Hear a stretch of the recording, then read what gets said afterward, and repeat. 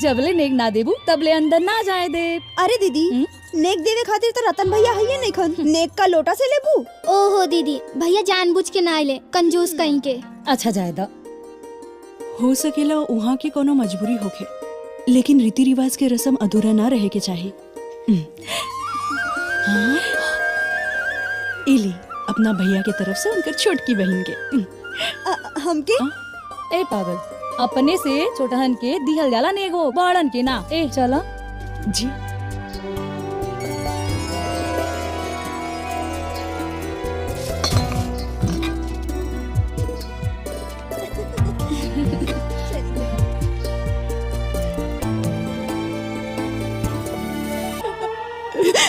मगर हम का करी माई, हमके कबो लड़ाई झगड़ा से फुर्सते ना मिलल, खाना बनावे कबो सीखबे ना कैली। यही से न माई अपना औलाद के ना ज्यादा लाड़ प्यार ना कैल जाला, न तो हाथ चरावे के पड़ जाला। ये तो कैसे बात करत तारीस? अरे तोरा खुशी खातिर ता हम कुछ भी कर सके नहीं। हाँ। और हमऊ भी। हाँ हाँ तो ले जाइए अपन बेटी के, अपन घर में खुशी से राखब। हमनी के बहुत दुख देले बाड़ी।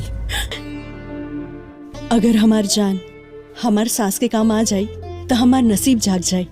मालूम है डॉक्टर साहब, जब हमार सास हमके हक जमा की जब डांटे नहीं ना, तो बड़ा अपनापन महसूस होला, जैसे अंदर वैसे बाहर, प्योर 24 कैरेट सोना। अरे रतनवा यहाँ वार्डरूम में कहाँ जाता? भनक काहे ना लगी? जब तारा के केहू भला बुरा कहेला तो हमार कलेजा वो लोग के ताना से छलनी हो जाला। देखिए जी, हम ना तो केहू के अच्छा कहला से नीमन हो जाए और ना ही केहू के बुरा कहला से शैतान। और एक बात, ये बात केहू से मत कहब, रवा के हमार के रिया। का जनी कैसन पतो लियल बड़ू घरे, जब देखा तब माई बाबू के नाम लेके गाड़ी देत रहेली। अरे सास ऐसन गाड़ी देवेली? अरे रउआ बताई, हमार बाबूजी एजा से कर्जा लेत पड़े या माई उधार ले ले बिया? हाय देखा, तोहार माई अगर तोहके रहन सिखवले रहित न तो हमके अपन मुंह गंदा करे के जरूरत ना पड़ी। गोबर दिमाग में और दिमाग घुटना में। ए दीदी, घुटनों में दिमाग होला का? ए बचिया, तू चुपचाप से लेमन जूस चूसा। हमार पतोहिया ना आंगन में तांडव मचा के रख ले दिया। अम्मा जी, पताओ के सीधा करे के दाव पेश तो हम रउए से सीख ले बानी। तो रउआ अपन मुंह एकदम बंद रखी, नहीं तो ई लोग हमार कपार पे चढ़ के तांडव करे लगी।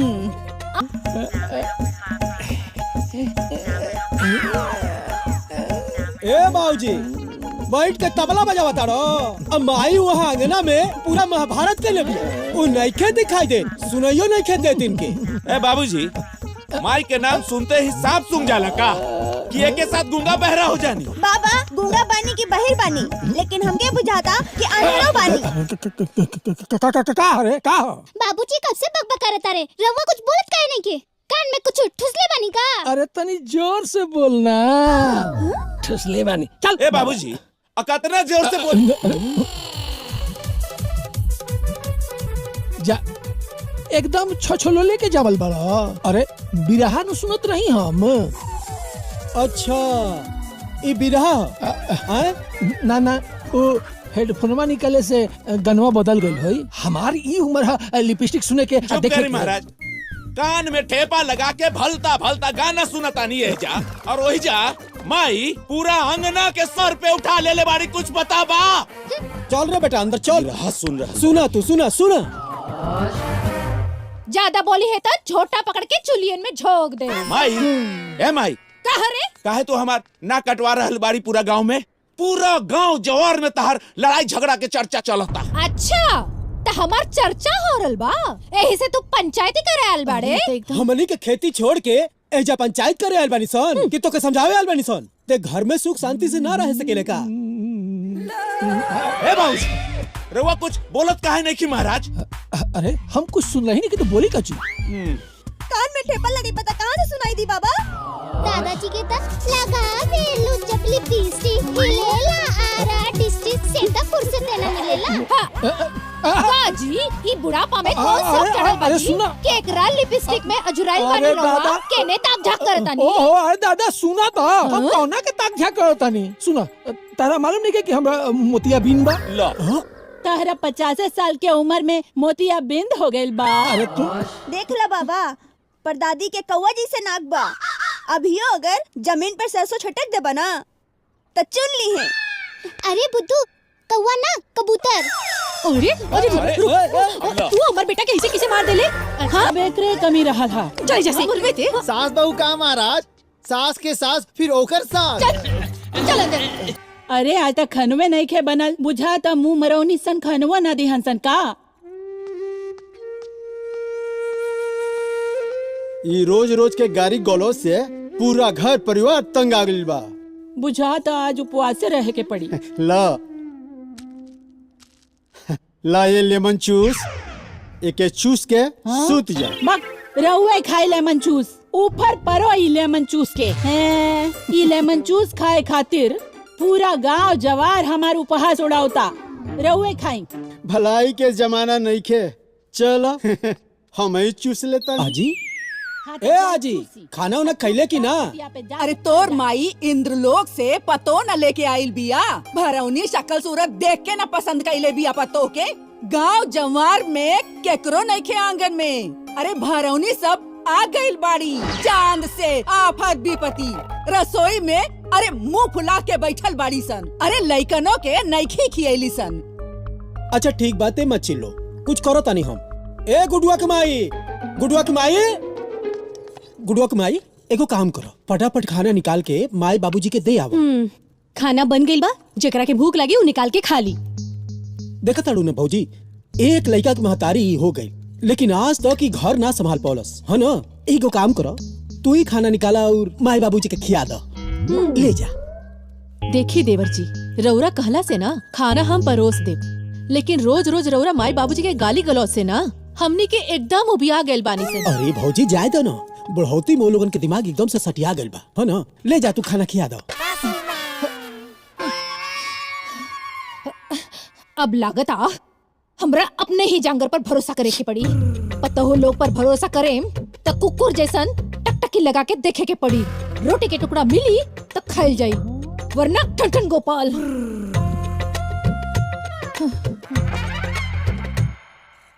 चुपचाप खा ली। गारी देव ना तो खुदे बना के खाए के पड़ी। अरे धमकी केकरा के देता रही रे? हाँ? हमरे मरद के कमाई पर सान बगाड़ता रे। अच्छा तो हमार मर्दा खेतवा में ढेला गिने जाला का? काम करके घामा में देही के पूरा चाम जरावेला। बाप रे बाप, बड़का मर्द वाली बनल बाड़ी। अरे अगर जन्मोले ना रहती ते अपन मर्द के बखान ना करती। पहले हम ओकर माई हई, बाद में तू लुगाई। सुनी केकरा से कहा तानी, बाबूजी ना पहले दादी के लइका होवन, ओकरा बाद रहो साड़ी के पल्लू। अरे दादा, खाना दे देलू नु, अब जा। सास पतोह के झगड़ा में हमरा के काहे रगड़ा तारू? जा। ए बाबूजी, रउए ठीक रहती ना तो इतना बकबक ना करती और इंसान के इंसान समझती। हाँ। जब देखो तब बकबक करती रहेली। कुकुर जैसन खाना परोसतिया और लाट साहब बनतिया। आवे दे बड़का के, आज हम एकर टांग तुड़वा के घर में ना बैठौनी तो हमो एकर सास ना। खाना में ना एक दिन चूहा मारे वाला दवाई डाल के खिया दे, सब खत्म हो जाए। अरे केकरा के जहर देवे के बात करत रहलू, तू एक काम कर, हमरा के जहर दे दे, सारा किस्सा खत्म हो जाई। ना ना ऐसन काहे कहता नहीं, रउआ हमार सुहाग है। राउर माई जितना गारी देवे लेनू दूसरा केहू के देख के देखा। हाँ, यही से छोटकी नहीं हर बिया। दादी, दादी, चल। देखी जी, छुटका बबुआ के गौना करवा दी। कम से कम छुटकी पुतौ तो हमार कहना मानी। इकनी जैसन लड़ाकी ना होखी। शेरनी है हम, शेरनी, जेकर पंजा पड़ते ही तोर जैसे छुछुंदर बन जाले मोरनी। ते हमार माई के हेमा मालिनी बोल रे? हाँ, ते हमार माई के हेमा मालिनी बोल रे? हमके ना ओकरा पे पूरा भरोसा बा। ऊ ना जरूर अपन सास ससुर के मान सम्मान दी।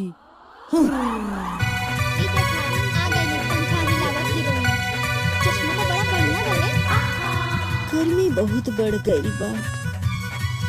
अरे भाग के कहाँ जाता रे? रुक रुक, अभी तोरा के बतावत आनी, रुक। ओ गॉड माई, ये सब कहाँ है? तू कहाँ रहलू हा? हम अरे ओ माई, ये तू अपन का हुलिया बनौले बाड़े? हुलिया? ये बतावा हम कैसन लागत आनी? एकदम आइटम बम। लेकिन ये आइटम बम बने की का जरूरत रहला? अरे पागल, आज तोहार ससुर जी तोहार गौना करावे खातिर आयल बाड़े। जानता रू, उनके खातिर हम ब्यूटी क्वीन बनल बानी। Beauty queen? अरे माई, अरे लेकिन ये ब्यूटी क्वीन तो फूलन देवी की कहल जाला ना। तो हम कोनो फूलन देवी से कम है का? अरे एक आँख मारब ना तो तोर ससुर जी के कान फट जाए, और जो दोनों आँख मारब ना फट जाए। अरे बस चुप करना माई। और जानता रू, हम काहे ऐसन सजनिया? काहे? तोहार ससुर जी देखियन तो कहियन जेकर माई इतना सुनर बिया, ओकर बेटी कितना सुनर होई। काहे कि जौन इंसान होला ना, उस जमीन देख के ना फसल के अंदाजा लगावेला। और हमार ससुर जी ठहरा ढेर किसान। हाँ, अब तू एगो काम कर। हाँ? तू पिछवाड़े से घरे जो, हम तनी तोर ससुर जी की रिझा के आवतनी, कहीं हमके देख के उनके मिर्गी मत आ जाओ। ली समधी जी, समधी आई निखी दिखाई देत, वो अपन नैहर गई बड़ी खा। अरे ना ना ना ना ना समधी जी, अगर नैयर चाहिए तो हमार खून के चूसी। ई तरह का ठीक है कहता नहीं के खून चूसलन सा, आ मेहरारू जिंदगी भर किच किच के खून चूसलन सा। ठीक कहता नहीं। म से मच्छर और म से मेहरारू। और माँ से ना माई भी होले।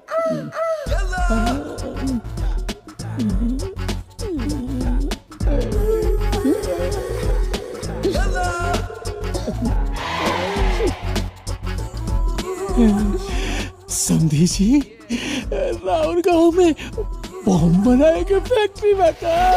अरे समधी जी, ज्यादा चिंगारी मत लगाई वरना कब्बो भी ब्लास्ट हो सकेला। अच्छा, ई गिद्दिया नाक से घूरे वाला आदमी के है? और ये हमनी का समधी जी हुआ।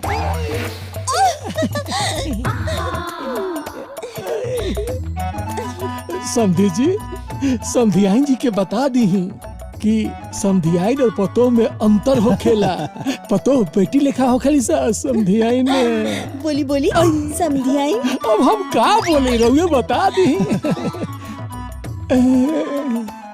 राउर क्रिया खा के कहता नहीं, हमरा जैसन कोनो भी समधी होई तो ठरकी हो जाए। रहुआ के देखते शराब से भी ज्यादा नशा हो जाए। अरे समधी जी, इहे नशा के तो चलते हम इनके साथे 20 साल से इनके पल्ले में जिंदगी गुजार देली। आप दोनों जने ना बहुत शरारती हो गई बनी। माई, ए माई, का भइल? 2 मिनट शांति से अपन तारीफ भी ना सुने देवेले। तनी हने आवा ना। आवा तानी। हम आवा तानी। ओह माय गॉड, कितना गर्मी बा। खाई खाई खाई। अरे ना ना, अब पहले बात हो जाए। समधी जी जी, रउआ से एगो विनती बा। बोली। हमरे बेटी के गौना उहे गांव से होके के चाहिए जे में होकर बचपन गुजरल बाटे। अरे समधी जी, एहू में कोनो कहे के बात बा? हैं? राहुल जैसन इच्छा, लेकिन जब गांव के घर से गौना होई तो हमहू डोली लेके आए। अपन बहू के ना, अपन बेटी के लेके जाए खातिर। बस बस बस। हेलो। हाँ बाबूजी प्रणाम। हाँ हाँ, खुश रह खुश रह। अरे उल्लू के पट्टा कहाँ बारे की है? खटर पटर सुनाई देता। अरे बाबूजी ड्यूटी पर बानी ना। ड्यूटी पर? अच्छा सुन सुन, हमनी के तोर गौना रख दिल बानी सन। हाँ, 9 दिसंबर के। अरे बाबूजी हमके छुट्टी थोड़े मिली। छुट्टी ना मिली मतलब तोर गौना ना होई? बाबूजी ये में हम का कर सकेनी? का कर सकीले? तो सुन, छुट्टी ले लिए और 9 दिसंबर से पहले आ जाइए, न तो समझ ले मार के तुर हम टंगड़िए तोड़ दे। याद रखिए, 9 दिसंबर। हाँ।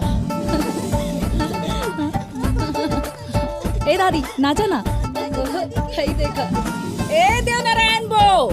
जी अम्मा जी। अरे कहाँ बाड़ू हो?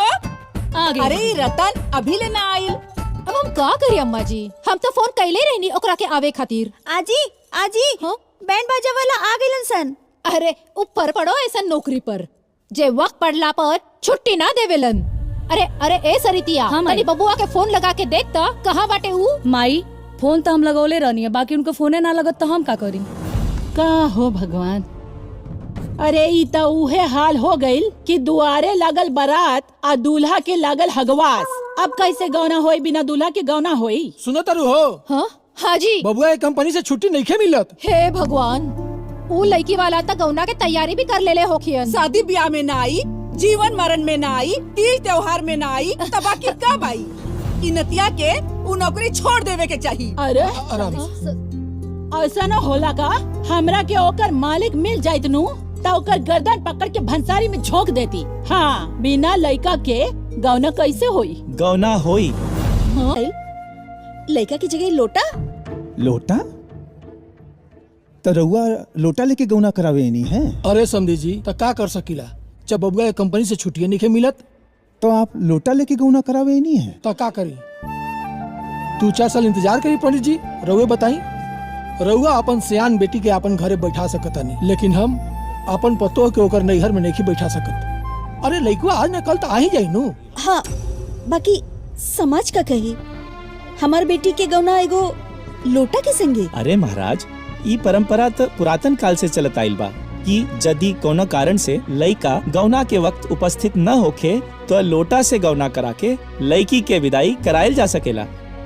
यहाँ के राउर मान प्रतिष्ठा खातिर लोटा के साथे गौना करावे खातिर तैयार बानी।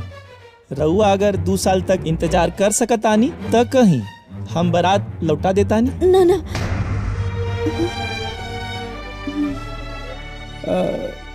रउआ पंडित जी होके कहतानी तो ठीक है बा। लोटा से गौना करा देवल जाए। हाँ?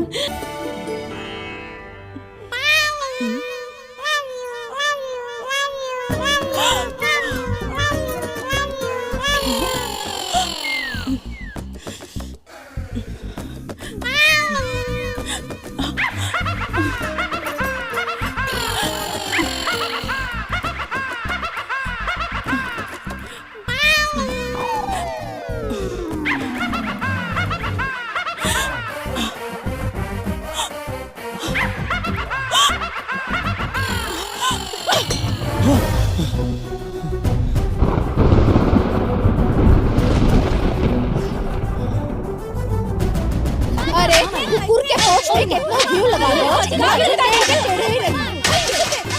हाथ जोड़ तोड़ के घर में बैठा दे, लेकिन कहानी के नखरा ना सहो। मारे के लिमट टूट जा। बहुत बोलत है मां। आई देखो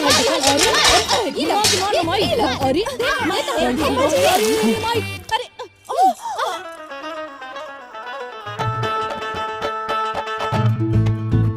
अरे बबुआ, क्या हो गया? चोट लागल का? गोड़ लागत नहीं माई। खुश रह बबुआ। तू कब अइले हो? बस अभी आई नहीं माई। अच्छा, हल्दी पीस के ना बबुआ जी के कपारे पर छाप दी, न तो सुबेरे लेना टिकोरा निकल जाए। अरे ते लाश शर्म धो के पी गल बारे। अब बुढ़ापा में हम हल्दी पीसे। अच्छा, गरियो सुनी सन, हल्दी पीस के छपबो करी सन। माई ई सब ते का लगा के रखले बड़े? अरे भाभी से तनी प्यार से तो बात करे के चाहे ना। समझाई बउआ जी, अपन माई के कुछ समझाई। अरे ई नतिया हमके का समझाई रे? अरे माई का होता ते शुरू हो गईले। बाबू इतना दिन पे आयल बाना बहरे से, उनके ले जो चाय पानी कराओ शुरू हो गईले होते। और न तका केहू लोटा से मार के कपार फोड़ के स्वागत करेला। ढेर बोलबू। अरे हम जानबूझ के मरनी हो। अरे गलती से लग गए लो। कोनो बात ना माई। अरे जाना जाके चूल्हा घोरा जब मिली तक खई हा। दी दादी मरब न कि हड्डी टूट जाए।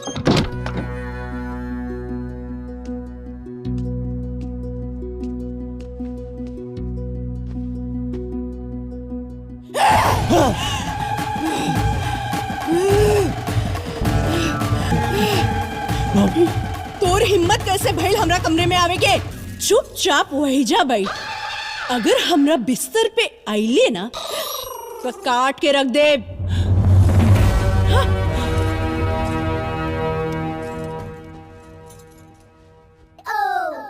हमरा से तो बढ़िया किस्मती लोटा के भाभी।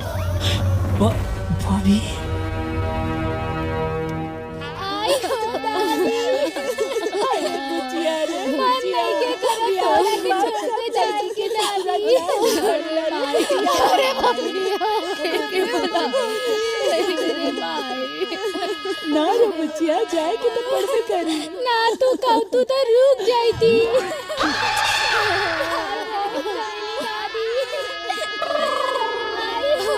दादी। ए मछली चुटकी चलो कुली देख लेनी सुना ले रानी है सबसे कि नहीं और पराया होला आज देख क्यों लेनी रे माई। अरे इते का कहता रे ए माई माई रे हम तोरा घर में टेहरा डारे ना आइलनी रे ई भैया भाभी बाबूजी के दुख सुख में हाथ बटाइलनी बेटी कब्बो माई बाप पे बोझ ना होले। दीदी ई ते कैसन बात करत रे? माई बाबूजी खातिर हमनी के सब एक समान बानी। अरे तोर घर ह, जब तोर मन करी तब ते आ सकेले। अरे ई घर पर जितना अधिकार हमनी के बा उतना ही अधिकार तोहनी के भी बा। भैया तोहनी लोगन से कोनो तकलीफ नहीं के, तोहनी जैसन भाई तोहर बहन के मिले के चाहिए। लेकिन पता ना माई के का हो गइल बा, जब से पतो आइल बिया तब से बेटी के तो कुछ समझते नहीं के। ए बाबू कह ताड़ी माई जब तोर मेहरारू के गोद भराई हुई तब हम आई, ओकरा पहले हम ना अरे आ जा दीदी, सकीला का। ते माई के बात के बुरा काहे मानत रे? घर से विदा होके समय ना हंसी खुशी होके के चाहे। अच्छा तू सब केहू से मिला, हम हाथ मुंह धो के आवत हूं। ठीक बा। ए चलो ए रतनवा हाँ, माई। एकनी के गाड़ी में एक एक बोरा गेहूं और घेवड़ा दे दी रे। ठीक बाटे।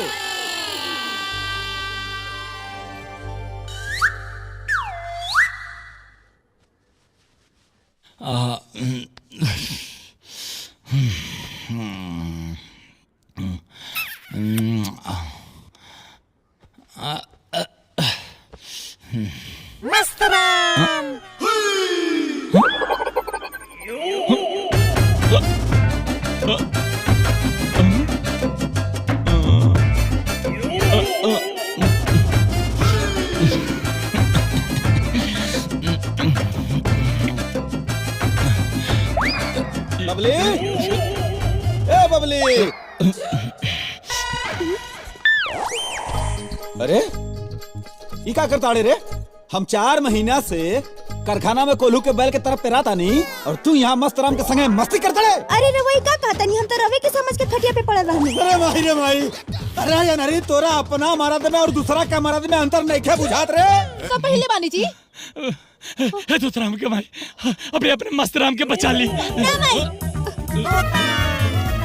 यहाँ के नाना जी तोहार और हमार नाम माटी में मिला देले बानी। तोर कम नाम रे? हमार नाम नहीं खे गाँव में, घर जमाई मस्त राम के औलाद तोता राम। हमार गर्लफ्रेंड हमरा से दोस्ती तोड़ देले बारी सन। जेकर बाप रहुआ जैसन ओकर औलाद कैसन होई? तोरे जैसन ना, हम तो अपन माई के लगे सुते नहीं, अरहुआ दूसरा के मेहरारू के संगे। का दिन करा के हम ना छोड़ब। बाबूजी मार दिन करा के गोली, उजाड़ दी हमर सुहाग, धो दी हमार मांग। तथास्तु, हट जा बिटिया, तथास्तु। पगला काइल बाबूड़वा अपना बेटी के सुहाग उजाड़े में लागल बा। भाग रे भाग, कहाँ ले भाग बे? भाग बाबूजी पायल लग गई, लग गई लग गई लग गई लग गई। बाबूजी अरे बाप रे बाप, अरे बाप रे बाप, बड़ा कुछ जगह लागल बा रे बबुआ, बड़ा कुछ जगह लागल बा। आराम से अरे बाबूजी भाई, आराम से। अब अरे अरे हमरा तो लगा था कि जैसे हम अपने घर में आस्तीन के सांप पाल के रखले बनी।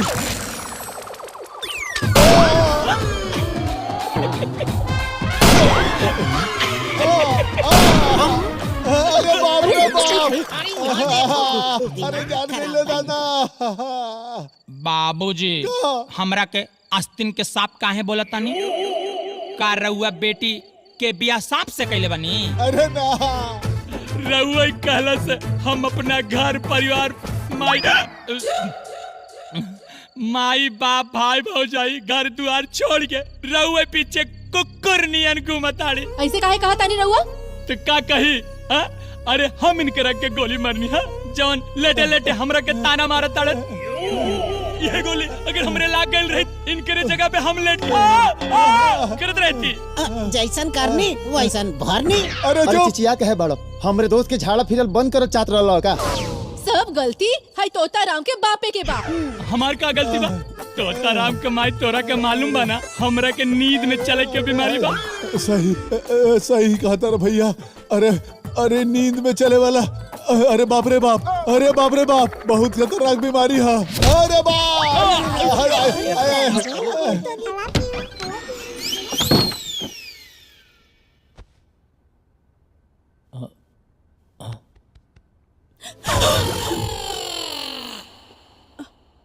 कहा हैला खाना खा ला।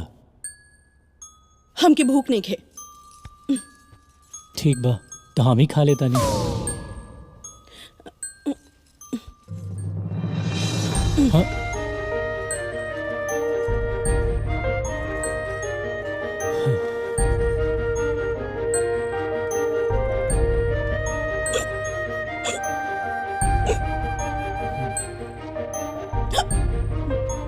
पानी पी ले।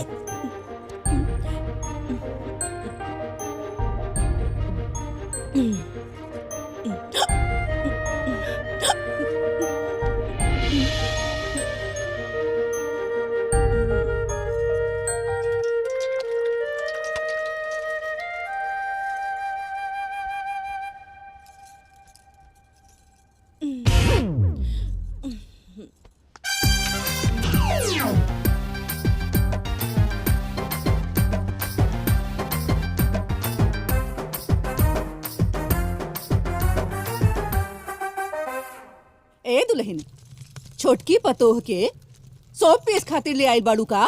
हाथ के हरदी भी छूट गईल। ए ई बेरा ले हो गईल और अभी तक ले ई महारानी सुतल बाड़ी। ई कौनो बेरा बाका? ए दीदी राउर काहे सांस अटकल बा? अरे तनी आरामे कर लेती या तो का हो गईल? कौन पूरब से पश्चिम सूरज निकल गईले? अम्मा जी रवा काव काव मत करी, चुपचाप से लेमन जूस चूसी। करी ना तो खाई कैसे?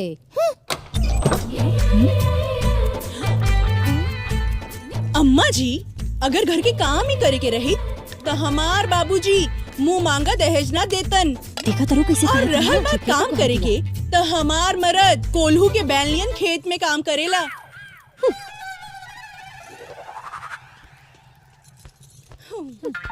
हमार मर्द भी काम करेले का दीदी? हाँ रे छोटकी, लेकिन जे कबो कुछ नहीं खेले नु वो हमनी के सिखाई या बताई। अरे मुंह मरौनी केकरा बारे में कहता रुसन रे? जे बहरिया खटीवा पर बैठ के कान में ठिप्पी डाल के बिरहा सुनत रहेलन। अब रहुए आके खाना बनाई और हमनी के चापल जाई। अच्छा तू लोगन अपन अपन मुंह धो के आवा, हम बनाई और तू लोग खुशबू।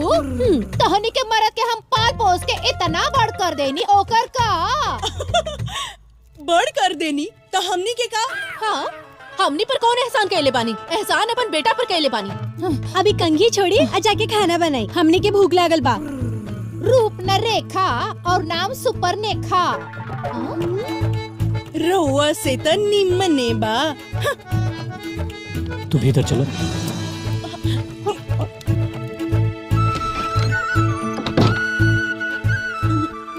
ई तू का कहता रू? तारा जौन कुछ भी कहे के बाद तू हमरा से कह, लेकिन हमार माई बाबूजी, हमार भाई भौजाई और हमार दादा दादी के ना। माई बाबू के इज्जत के इतना ख्याल रही तो मरती कान के नीचे एक तड़ाक के दीने में तारा नजर आवे लगी। माई इते का कहता रे? ई सब तोर परिवार है, तोहरे भरोसे तो सबके हुआ आइल बा। ई सब तोर मान प्रतिष्ठा है। ए अम्मा जी अगर मान प्रतिष्ठा की इतना ही चिंता रही ना तो घर के कामकाज खातिर एगो नौकरानी रख लेती। ए लाट साहेब, दूसरा के खेत में काम करे वाला के हैसियत इतना ना होला कि अपना घर में नौकर रख सके। ओकरा बावजूद ओकरा अपन पतहू से मान सम्मान के उम्मीद रहेला। ए अम्मा जी मान प्रतिष्ठा मांगल ना जाला, इंसान के खुद के कर्म पर निर्भर करेला। तो हमऊ कोनो भीख में नहीं खी मांगत, हमऊ देले बानी तो मांगतानी। केतना कदर कइले बाड़ू और केतना करत आड़ू ई हमनी के जाने नी। अरे जा जौन बोले बाड़ू तोने न कटबू। ई सब तू ही बिगड़ले बाड़ू, तोरा ही वजह से आज ही घर के लइका मेहर मऊक हो गइल बाड़े, मेहरारू के गुलाम हो गइल बाड़े। सोचले रहनी कि छोटकी आई तो हमार मान सम्मान करी, पर ई हो ओकनी जैसे निकलल। जैसन खरबूजा के देख के खरबूजा अपन रंग बदल देला। दोनों बतहु तो मन बड़बू रहिले सन और छुटकी तो एकनियों के बाप निकलल। अब कुछ न कुछ तो करे के पड़ी, का करी?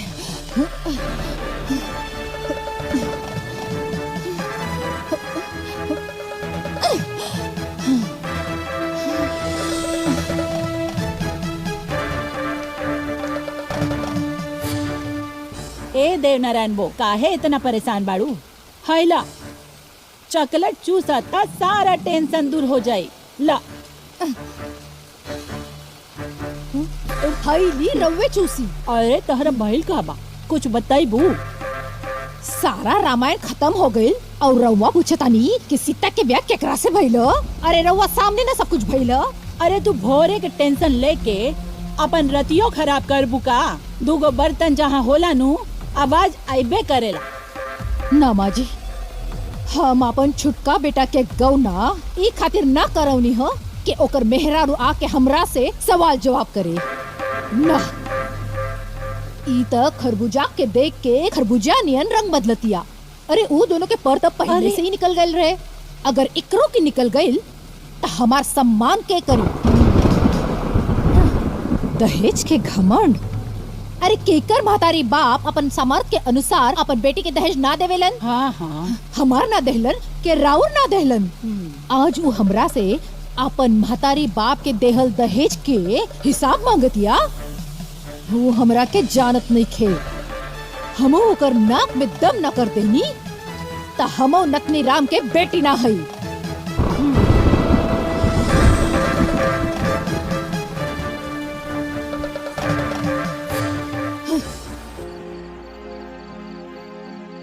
हम नादान है जी, जे रउआ जिसन पति के हम समझ ना पाईनी, जे अपन सूझबूझ और समझदारी से विकट परिस्थिति में भी अपना जीवन साथी के साथ देनी।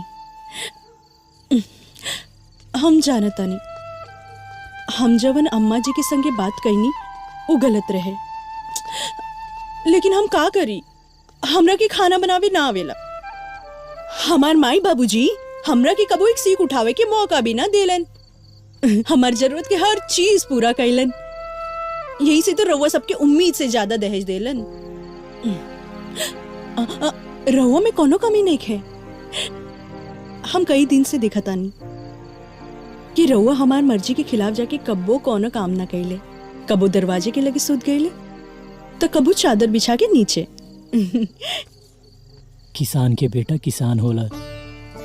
अब फिर माटी से होकर माई बाबूजी के रिश्ता हो जाला। फिर माई के गोद में सुतला से भला केहू के का तकलीफ हो सकेला। ठीक बा, लेकिन आज से रउआ बेड पे सुतब। साचो? साचो। लेकिन ये परिवर्तन कैसे? पानी में चीनी जैसे घुलेला ओकर मिठास बढ़ जाला। अब एकर का जरूरत बा? अभी बेड पे जगह देले बानी, दिल में ना सुत जाई। ते भूल कैसे जाले कितने सास आईस हते हूँ कबो बहू रहले। अम्मा जी एक कवन नया पाठ पढ़ावतानी रउआ। हम कैसे भूल सकेनी कि रउआ कैसे हमार झोटा पकड़ के हमरा से मोरी साफ करावत रही और हम चू तक ना कह सकत रही। ता अब कर ले अपन बदला। अरे सास जौन बन गई बारे। अरे भूल मत, हर सास एक दिन बहू रहेले, अब बहू एक दिन सास बनेले। समझ ले? ये छिल देगा।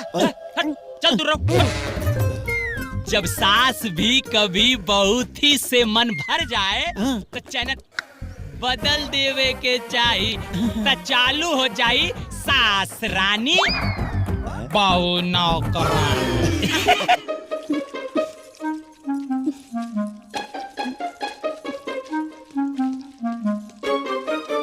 ए राजनाथ बो, नीमन से पोछा लगावा। तनिको गंदगी रहल ना तो हम फिर से पोछा लगवाए, बुझलू? और तू मैडम जी ज्यादा सुकुआर बनला के जरूरत नहीं थे। नीमन से कपड़ा धोवा और भी काम बा घर में। इहो लो, इहो साफ करा। अच्छा हमनिया के बोलब, हमनिया काम करी सन। हाउ छोटको का करी हन, जाई जाके बोली उन करो के। अरे पटेदारी करबे ते पटेदारी करबे तो हमनी के देख देख के उहो पटेदारी करे लागी। उहे ठीक करतिया, हमनी के मूर्ख बानी सन। सुहाग रात के दिन कहले रहन तेरा के महारानी बना के रखब, बन गई नौकरानी। हाय रे हमार किस्मत।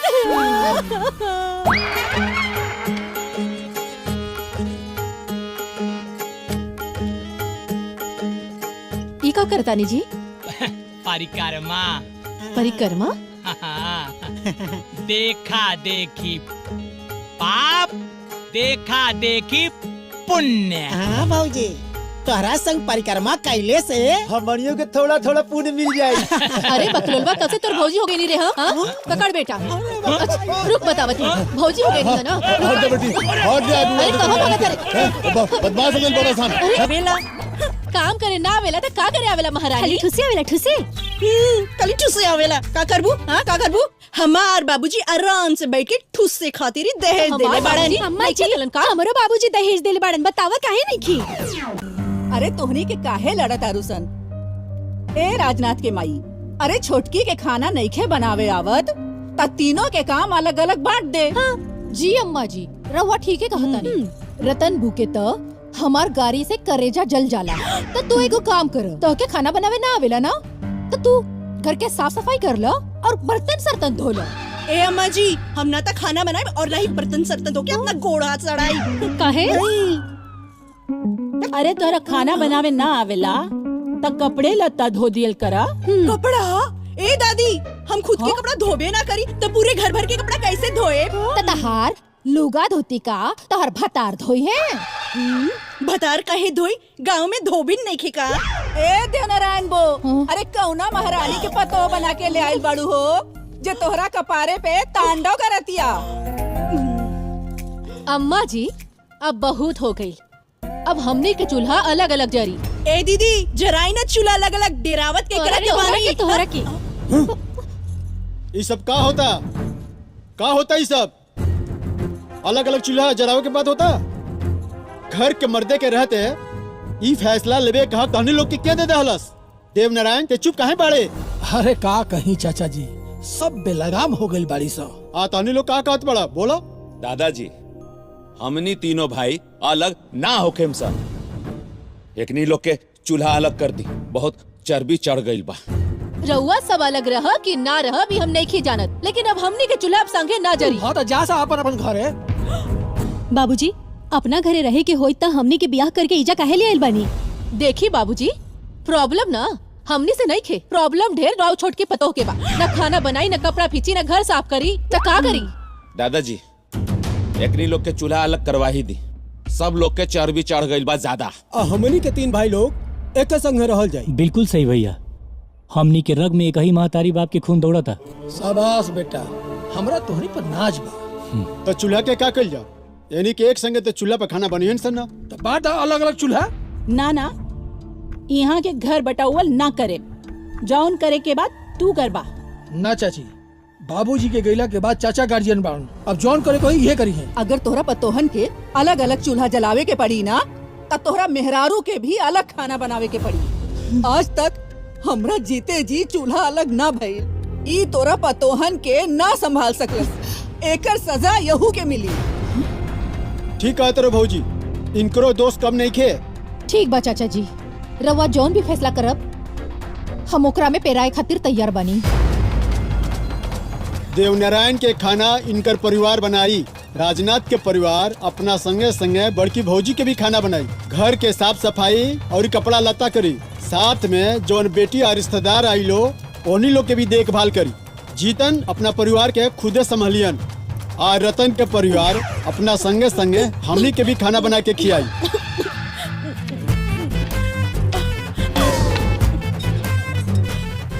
हमके खाना बनावे ना आवेला।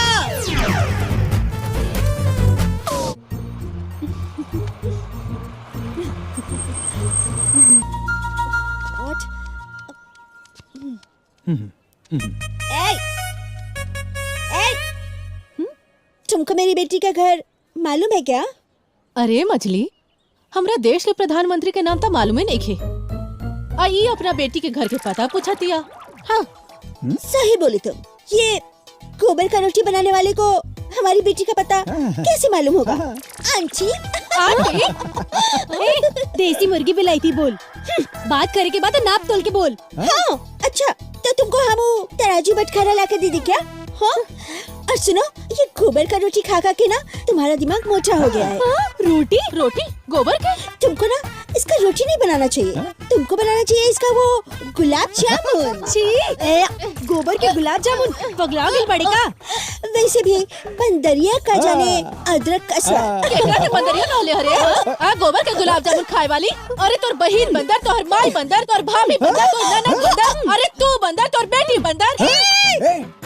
तुम मेरी माँ को बोला चलेगा, तुम हमको बंदरिया बोला चलेगा, मेरी ननद को बोला, मेरी भौजाई को बोला चलेगा, ऑलराइट। लेकिन अगर मेरी बेटी को बंदरिया बोला ना तो मैं तुम्हारा मुंह नोच लूंगी। यो भैंसिया, भैंसिया, भैंसिया कैसे कहले? अरे तू भैंसिया, भौजाई उनके करी भैंसिया गोबर की रोटी खाए कती कहत रही, तू ही खा ले, तू भैंसी के मुटकी। हां ए उ दोनों कहां गायब हो गेलन सन? हैं? समझी जी, अपना दही की तो केहू खट्टा ना कहेला। रउरा घर में जोन कमी बा उ तो रउआ बताइब ना। अच्छा कमी? हमार घर में कमी है? हमार राम लक्ष्मण भौ जैसन बेटा बहन सन और मंत्रा जैसन मेहरारू उ तो रउआ बतावे की भुला गेनी। अच्छा तो हम अपन मेहरारू के शिकायत करी ना, जोन अपन जन्मल के पाल पोस करके राउर दमाद लग बनी लग। एकर मतलब सारा दोष हमरे बिटिया के? दोष ना, गुण कहीं गुण। हाँ, काम ना करे के बहाना बनाए वाला गुण, समझनी? अरे समझियाई जी, कम से कम अपन बेटी के घर के चूल्हा चौकी के काम सिखाओ का के विदा कई चाहत रहे। देखी समझी जी, हम अपना बेटी के ना बहुत लाड प्यार से पाल पोस के बड़ा कैले बनी, आज तक एको घर भी नहीं खे उठले। और रउआ सब ओके खाना बनावे के कहते नहीं, हमार फूल जैसन बेटी पे अत्याचार करत बनी रउआ। रउआ जौन जौन मंगनी हमने के सब देले बानी, चूल्हा चौका करे खातिर ना, रानी बना के रखे खातिर। ए दीदी, ई लड़ाकी निहा का करतिया? अरे मछली, इ त लागत आ ना छोटकी के माई बाबूजी बाड़े। लागत बा गज भर के गाजिन मियां 9 हाथ पूछ। समझी जी, ई दोनों ई गोबर का रोटी बनाने वाली यहाँ कैसे समझी जी? रउरा घर में गोबर की रोटी बनाने वाली आवेली सन का?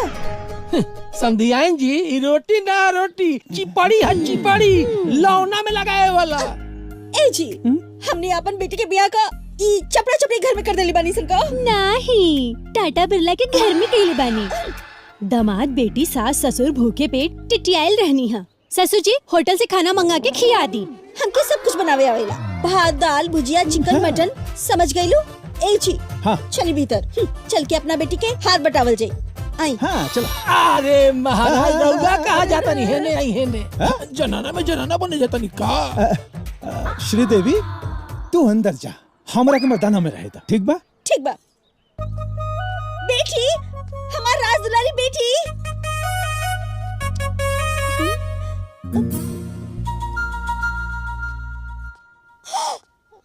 बाबू,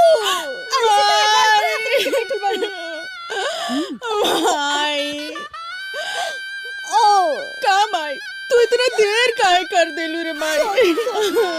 माई मालूम बा माई, कल से हम भूखले बानी और तो और चचिया सास ससुर भी एगो निवाला खातिर तरस गइल बा लोग। अरे कैसन काट के कलेजा बाजी, तनको मोह माया नहीं खे। अरे 2 बेरा खियाइए देले रहा तू तो कौन कोठरी के आने खत्म हो गइल रहे? आ गइल बाड़ू ना त तड़पत काहे बाड़ू? खियावो आ चाहे लुटावो। हां ठीक बा, बाकी हमके ही चिपरी पे खाना बनावे ना होला। अरे यहाँ तो गोबर की रोटी से ही खाना बनेला। हाँ तो ठीक बाटे, आज हम ही चूल्हा पे खाना बना ले, बाकी सांझ होते होते गैस चूल्हा गैस। अरे संजय जी, ई के यार? हाँ? प्रणाम प्रणाम, और सब ठीक बा नु? देखा झगड़ा नहीं के करेंगे, मारब ना। चुप रहा। का बेटा? बबुनी माई, बबुनी बबुनी का हो गइल रे बबुनी? चुप कर माई, रोजिन जेकरा घर के दया दिन काम चोरी हो जाई और ओकर घर अलग बिलग होखबे नु करी। ए दीदी, राउर जुबान ना कैची की तरह कच्च कच्च चलता। जेठानी के इज्जत का सीखा, नया नया बहुरिया आइल बाड़ू घर में, घर बनावे के जगह घर बिगाड़ के रख देले बाड़ू। ए दीदी, अब हमार मुंह मत खुलाई जननी की ना। अरे इतने नीक संस्कार अगर अपन बेटी के सिखौले रहती ना तो आज परिवार जोड़ के चली थी जननी की ना। और वैसे भी ये 5 उंगली एक बराबर ना होला। कहल का चाहता रू कि हमर माई बाबू हमरा के संस्कार नहीं सिखौले? हाँ, घर आंगन से लेके बाहर तक के काम सिखौले बिया, ठीक बा? अरे कुल सिखौले बिया, बाकी कैसे परिवार जोड़ के रखल जाला उ नइखे सिखौले। ए बच्चिया रउआ अपन बेटी के चूल्हा चौका सिखौले रहती ना तो आज ही चूल्हा बाटे की नौबत ना आई। मैडम अब रउआ के है जी? हमार माई तू जे भी हो तनी जबान संभाल के हमार बेटी के ना कुछ मत बोला। अरे वाह, राउर माई और हमार माई गाय। ए देख छोटकी, हम तोरा से मुंह नहीं लगावल चाहत। जे अपन माई के ससुराल में बोला कि नौकरानी जैसन काम करावे ओकर मुहे बड़ बात नीमन ना लागेला। ए जौन बोले के बना तोरा हमसे बोल। हमरा बेटी से ना जनली की ना बहुत प्यार दुलार से पाल के बड़ कइले बनी। आज तक एगो घर में नहीं खे उठौले और तोनी सब ओकरा पे रोब झाड़ा तारी सन। रुआव ककरा देखावता रू? हाँ अरे इतने बाड़ी तो आज बाड़ू ना, अब आ गेल बाड़ू तो बनावा खियावा ओकरा ससुरारी में। रउआ तो नसीब लिखवा के ले आइल बानी तो बड़ बात ना ही करी। ये चिपड़ी के रोटी कहतारी ओकरा के फुटानी ना झाड़े के चाहिए। फुटानी झाड़े तनी। हां तू है ने आव रे हमार माई फुटानी झाड़े दिया। अगर हमार माई फुटानी झाड़े थे तो केहू के बाप के पैसे पे थोड़ी झाड़े दिया, अपना पति के पैसे पे ऐश कर दिया। तो तोहरा लोग के पेट में दर्द काहे हो रे? पेट में दर्द नहीं होता तू देख के अपना माई के बोलवा के खाना बना के खिया दिया। तू थोड़ा दर्द होता दे थूक पे हमरा माथा पे। हां केने दिखा तोर छोटा पकड़ के चले फेंक दे। अच्छा तो माई बाप इतना खिया देले बाटे कि तू मां छोटा कर दे। माई बाप पे मत जो बुझ गईली ना तो तोहर मुंह तोड़ दे। तोहर मुंह फोड़ दे।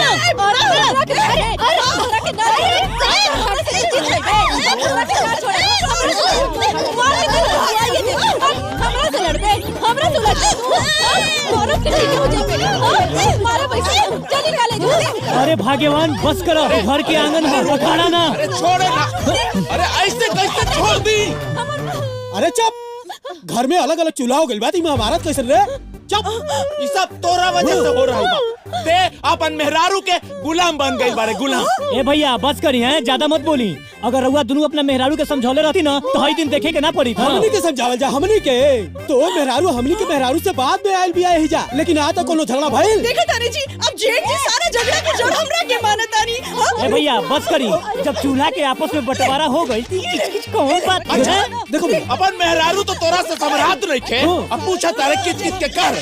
अरे हम तो कहता नहीं कि तोरा मेहरारू में कोनो दोष नहीं है, दोष तोरा में बा। अरे सुनबू कुछ, घर में जनाना सब कुछ करी, मर्दाना लोग चूड़ी पहनी का। तो रुआ चूड़िए पहनी। चल ए भीतर चलो, आओ चल। ई परिवार के भलाई चाहिए तो अपन अपन परिवार लेके जाई। ई घर में कल कमरा लगा ये अपन अपन परिवार लेके आ गई नहीं है। आज मैं घी डाले खातिर। चाचा जी हमने के था अपना बिटिया के हाल समाचार लेवे खातिर आई रहनी सन। तो समाचार जान गेली ना, अब जाई। हमनी के अपना हाल पे छोड़ दी, अब जाई। छुप गई बालू लोग का आवाज। अरे का भाई बुढ़िया थक गई, बुढ़िया थक गई। ए तारा में कोनो दम नहीं खे, ज्यादा बड़बड़ बात मत करी रउआ। तू लोगन के मुंह न लगे के। माफ कर दिया अम्मा जी, माफ कर दे, माफ कर दिया अम्मा जी। माफ कर दी। ई का दवाजी? अरे ना ना ना ना, अरे ना, अरे ई का, अरे बाप रे। अरे भैया अरे माई, अरे बाप, अरे ए रितुआ के माई ऐजे रहबू चलबो करबू होटल में मिला जरा जब भी का। हां सुना तारू, तोहरा से अलगे से कहल जाओ। चलो तानी जी काहे भोपू बजावत आनी? हां भोपू बजाओ तानी, चलो यहाँ से जल्दी चलो बैठो।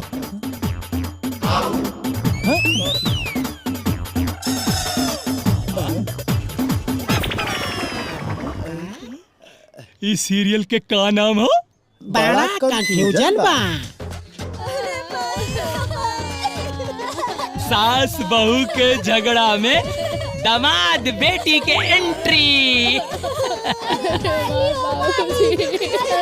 यानी आग में घी। ओइस नहीं होला जैसने माचिस के तिलिया, एगो दिया जलावेला एगो हमार बेटी आ गई, हमार बेटी आ गई, हमार बेटी। माई लुक, हमार खाना बनावे खाती तो हमार माई आइल बिया। ए अम्मा जी राउर खाना के बनाई? अरे नसीब वाला के घर में बेटी पैदा होली सन। अरे बेटा तो एक बार विपत्ति में खड़ा ना भी होकेला, लेकिन बेटी तो जरूर खड़ा होकेली सन। खैर बिचारी के नसीब में तो काई लागल बा। तबे ना अपन बेटी के घर में आके अपन बेटी दामाद खातिर रोटी बना के अपन हाथ जरावतिया। अरे अब तो हम खटिया पे बैठ के लात पे लात चढ़ा के खाना बनाते संतन के सामने ठूसब। लेकिन ए समझिन खनवा बनाई के। अरे लौकत नहीं खे, चश्मा लगा के देखो। अरे हमार बेटी सब आ गइल बाड़ी। ए माई ई का कहताड़ी ते फिर से कहता। ए माई हमने के एजा खाना बनावे खातिर आइल बानी का? ते पगला गेल बाड़ीस। जे अपना ससुरा में खाना ना बनाइलस उ माई का खाना बनाई। ए माई ते तो जानते बाड़े हम अपना ससुरा में कबो कामे ना करेनी। कितना दिन हो गइल काम कइले। अरे कर का होई ए समदिन हाय जो टांग चढ़ा के खाना खाए वाले सपना के गुब्बारा खुश हो गइल। देखो हमके तो 5 को बनाई के खाना बनावे के बाद, बाकी तो के 12 को बनाई के। ओही से कहत रानी नु खटिया तोड़े के सपना छोड़ दा और जाके खाना बनावा।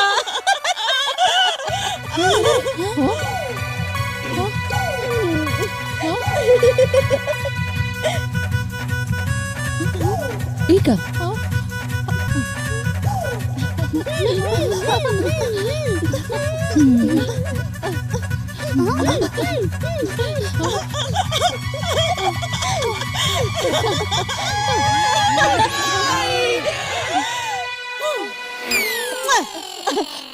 अरे तू लोग हमार छाती पे मूंग दरल बंद करबू। ए जी एली ही खाना गर्मा गरम। कहाँ बाड़ू हो?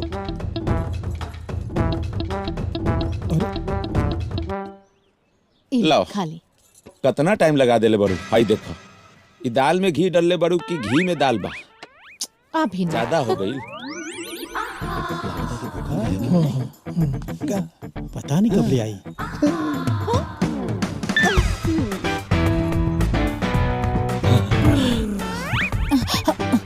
देखो हमनी के चिढ़ावता रसम। लो तो आ गई लगे। ए माई माई अरे ई का बनोले बाड़ी रे? कैसा तरकारी बनोले बाड़ी? नमक में नहीं के।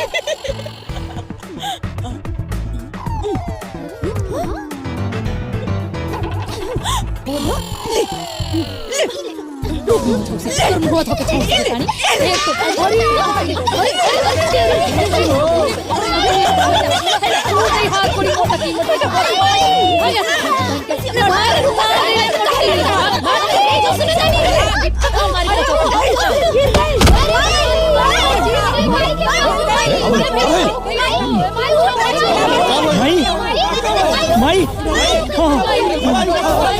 हॉस्पिटल ले चलो भैया, चलो माई। देखिए ये कमजोरी और टेंशन की वजह से चक्कर खाकर गिर गई हैं। इसमें कुछ मल्टीविटामिन टैबलेट लिख दिया हूँ, इनको खिलाइए और इनकी देखभाल करिए। अरे सबके टेंशन देवे वाली के भला का टेंशन। हाँ। ए दादी हमार भाई लोग ऐसा ना रहला जैसन आज हो गइल बाड़ा। उ लोग तो हमनी के देख देख जियत रहला। ए दादी हमरा याद बा उ विदाई के दिन, जौना दिन हमार बड़का भैया 4 बार बेहोश होके गिरल रहले और हमार मझिलका भैया तो इतना रोत रहना गला फाड़ फाड़ के कि का बताइए दादी। लागत रहे कि हमार विदाई ना होके दिया। और छोटका भैया तो हमार गोड़वे पकड़ ले रहले। अरे बाप रे बाप इतना रोत रहला कि का बताइए दादी। लेकिन आज ही लोग एनिया ओनिया मुंह फुला के बैठल बा। मजाल बा ये लोग के तनिया के हाल चल बोई लोग से भी पूछ ले। अरे ऐसा नहीं के दादी कि उ लोग हमनी से बात ना कइल चाहेला, बात कइल चाहेला। लेकिन ई तीनों भौजाई पिचासनी कुल इहे बात ना करे देवेली सन। अरे बाप रे जा तड़े छुटकी हमार भाई ऐसन कापेले कुल ई तीनों भौजाई से थर थर थर थर जैसे ठंडी में पसीना टपकत होखे। अरे चला हमनी से मत बोला, हमनी से मत मतलब रखा, सब समझ में आवता। हमनी के दौरा में ढेला उठा के अपनी अपनी ससुराली चल जाएम सन। ए दीदी तू अपन खून मत जराओ। ना जाने तीनों गोड़ी पता न कौन घमंड लेके घूमतारी सन। अरे ई दौलत अपन दादा और बाबूजी के कमाई से बनावल बा। हाँ, अगर चाह जाइसन ना तो अपन हक हिस्सा लेके ई लोग के सड़क पे खा दियल जाए। इहे करे के चाहिए। लेकिन ई तीनों भाइयन के मुरझाइल चिरकुट चेहरा देख के ना करेजा फाटे लागता। उस समय खाली एक्के गो गाना याद आवता, बंधन तो प्यार का बंधन है, जन्मों का संगम है।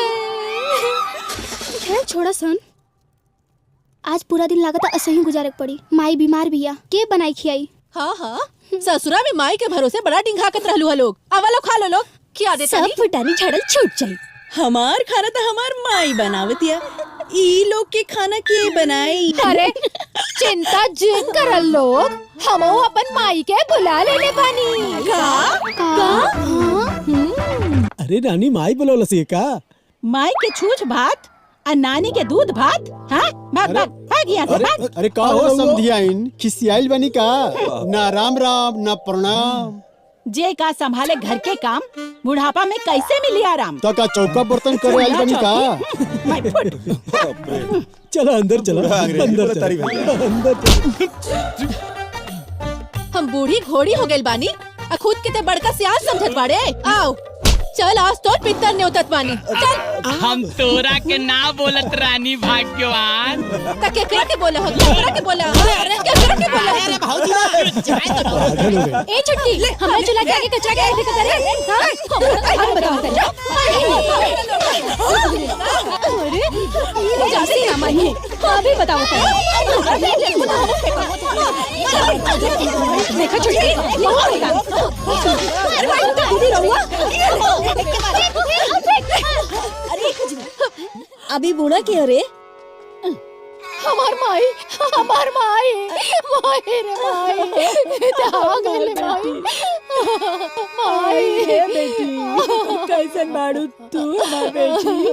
हम ठीक बानी माई। अरे अम्मा जी कितना रोता नहीं, अब तो आके आंसू सूख गइल बा। अब हिले हमरे से तफरी करत रह गइले, इनका आदत ना छूटल। अरे रवा बाहर काहे नहीं खिचात जी? अरे बाहर कैसे जाई है? इतना कसके भूख लगा कि जान चली, तू कहत बाहर जाई। अरे खनवा देबू। एकर मतलब तोहके खाना बनावे के तकलीफ बाटे।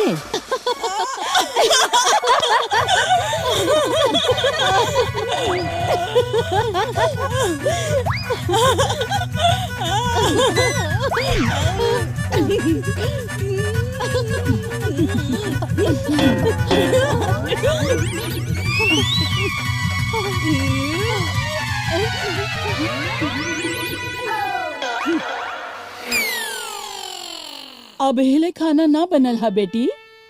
हम का करी माई, अब हमसे खाना ना बन पावेला और ई बेटी लोगन के खाना बनावे के नाम से प्राण सुखता। और ये पताऊ लोग अपन चूल्हा अलग कर ले बिया माई। घोर कलयुग आ गइल रे बेटी। कलयुग का आ गइल बा का? हमार माई हमार खातिर खाना नहीं के बनावत। जब से आइल बिया तब से अपना बेटी, दामाद, चचैया, सास, ससुर और अपना सुहाग के कबो भूखे सुते ना देली हा। रवो भी अपना माई से बनवाई और खाई।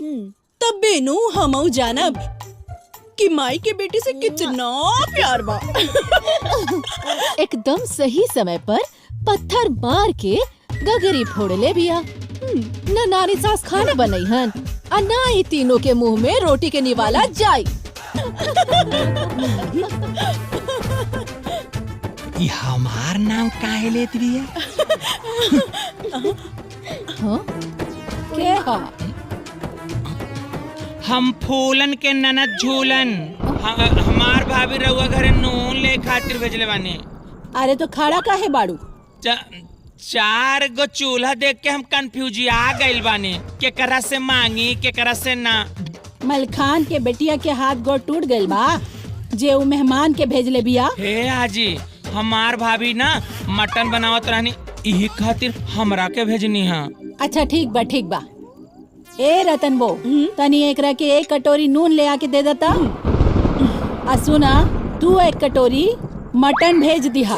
तनी हमहू तो चीखी कि तोहरा भौजाई के मटन बनावे आवेला कि ना। ए झूलन, तनी घूंघट उठावा ना। अरे हमनी से का शर्माता रू हो? हाँ हाँ, हमनियो तो देखी कि फूलन के ननन झूलन कैसन बाड़ी। एकदम अपने भैया जैसन।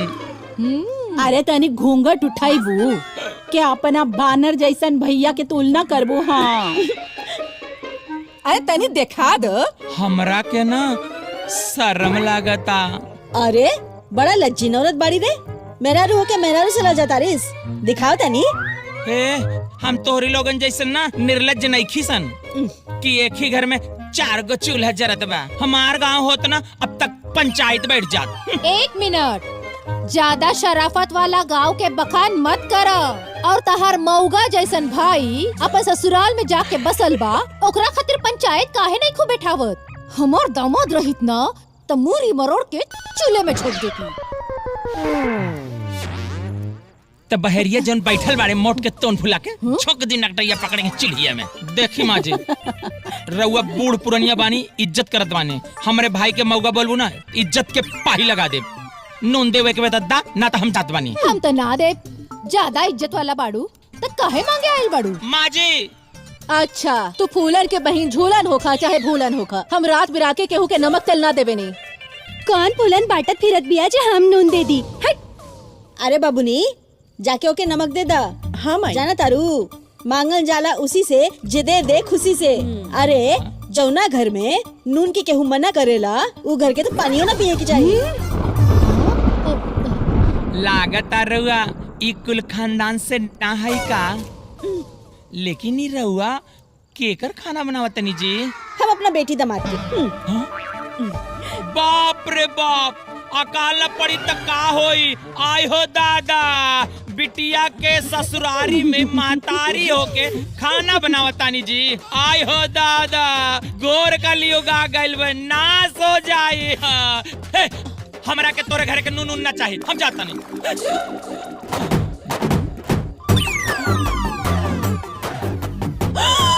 माई रे माई, ये तो जनाना के रूप में मर्दाना बा। रुक रुक। अरे ई मौका के पंचायत का हम बैठो बतानी।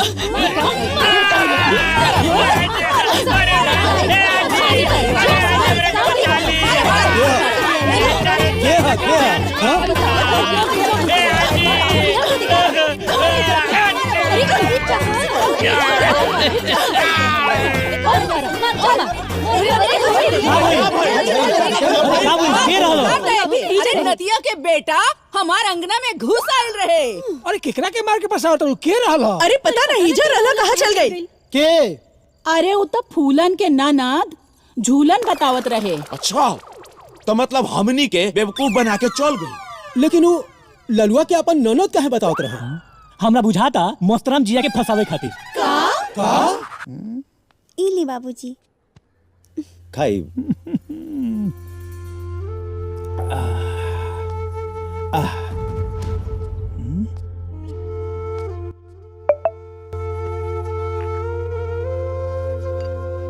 ली भैया। अरे भाई, हम चाय पियल छोड़ देनी। झूठ काहे बोलत नहीं भैया? हमनी के चूल्हा के आपस में बंटवारा भइल बा, दिल ना। हमनी के रग में एक ही माई बाप के खून बहता। हाँ, पी ली। बाकी चाय तो तोहरे चूल्हा में बनल बा ना? गुड्डू एने आओ बेटा।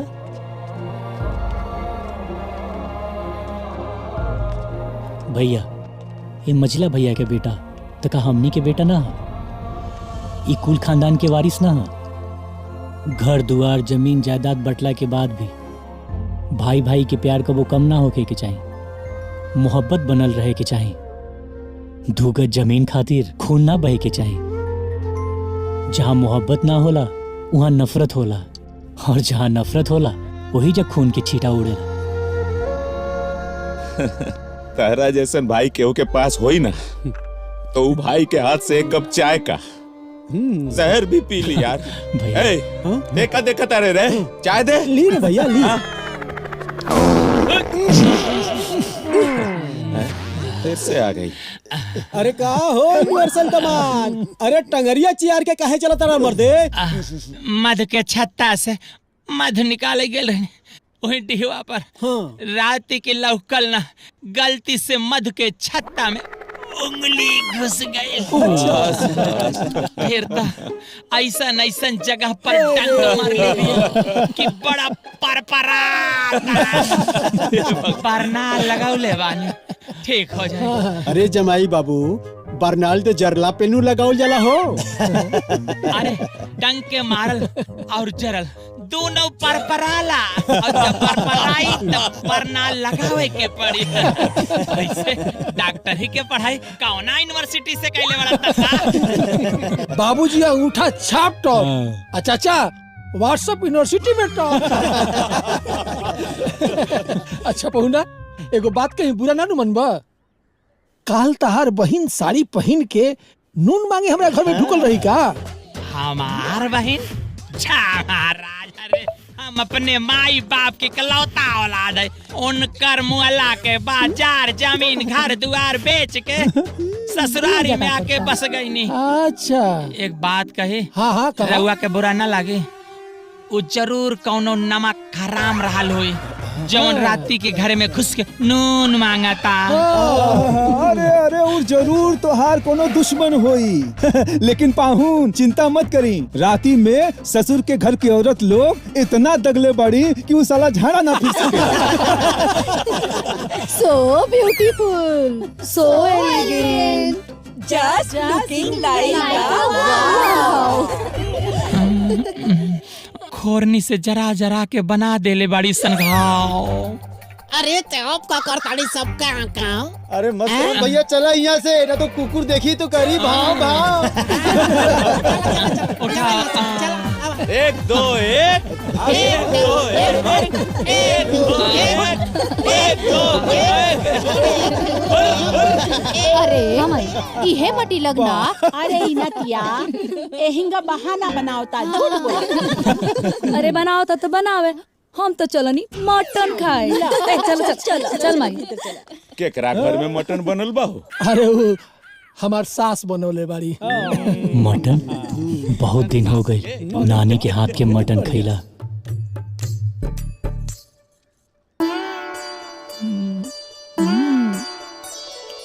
वाह इतना स्वादिष्ट मटन बनल बा। वाह नानी वाह, तोरे हाथ में तो जादू बा जादू। पता बा ऐसन मटन तो नसीब वालन के खाए के मिलेला।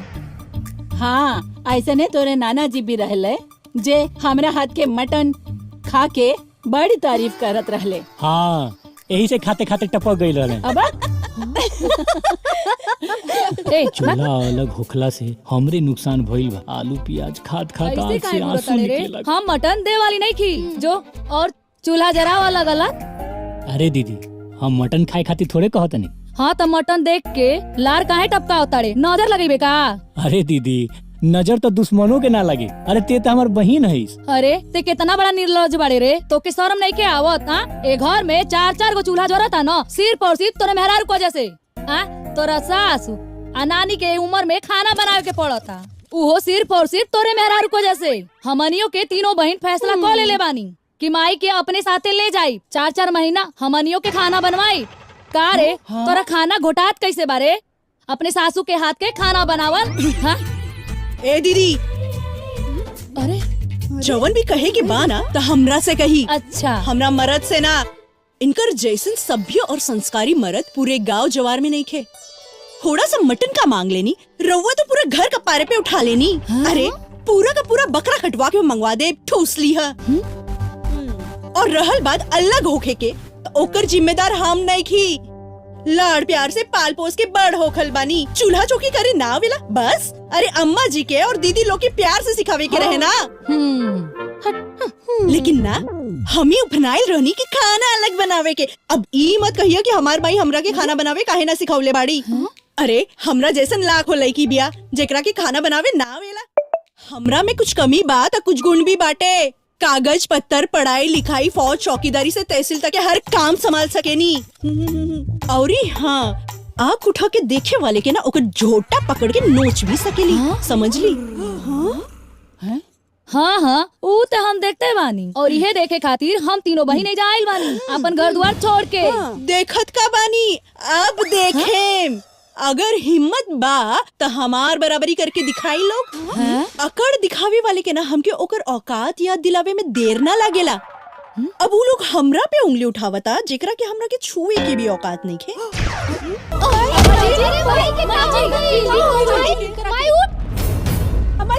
माई ते चिंता मत, तोरा कुछ ना हो। संभाल अम्मा जी।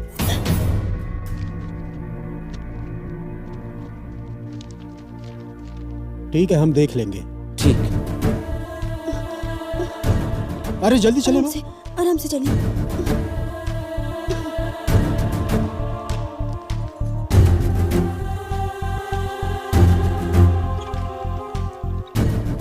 हम कहते हैं तेरा कुछ ना हुई तारा। बहू कहाँ बिया? आते हुई।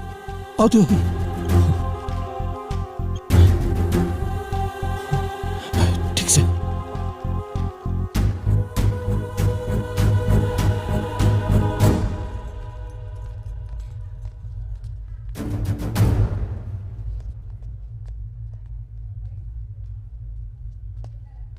देखिए, अगर आप लोग अपने मरीज को बचाना चाहते हैं तो AB नेगेटिव ब्लड ग्रुप वाले ऐसे व्यक्ति से संपर्क करें जो अपनी किडनी दान दे सके, क्योंकि उनके पास वक्त बहुत कम है।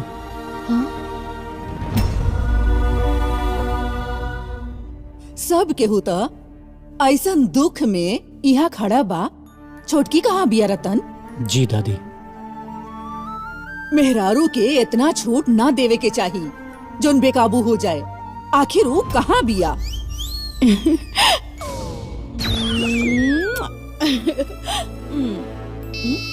हाँ, हेलो। कहाँ बारू तू? घरे। ई दुख के घड़ी में जब पूरा परिवार साथ में बा तो तू घरे का करता रू? जब पूरा परिवार बा तो फिर एक आदमी के होकले या फिर ना होकला से का फर्क पड़े के बा? फर्क पड़ेला कजरी। माई ना रही तो घर परिवार कैसे संभली? हमके तारा पर भरोसा रहे। तू खाना बनावो या फिर ना बनावो, अपन सुहाग तू हमरा के समझ या फिर ना समझ, जितना आदर और सम्मान हम तहार माई बाबूजी के करेनी, उतना प्यार और सम्मान के, आस के, विश्वास के हमके भी तो होके के चाहिए ना। लेकिन आज तू हमार भरोसा तोड़ देलू।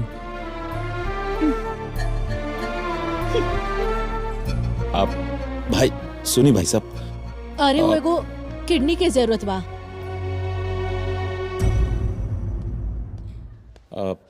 सॉरी डॉक्टर बाबू, हमनी के तो हार गई नहीं। अरे मैं आप लोगों को खुशखबरी देने आया था, एक डोनर मिल गया है। हाँ, देखिए भगवान पे भरोसा करना कभी नहीं छोड़ना चाहिए। हाँ पर लेकिन डॉक्टर साहब क्या हो? देखिए उन्होंने अपना परिचय देने से मना किया है। इसी शर्त पे वो अपनी किडनी डोनेट करना चाहते थे।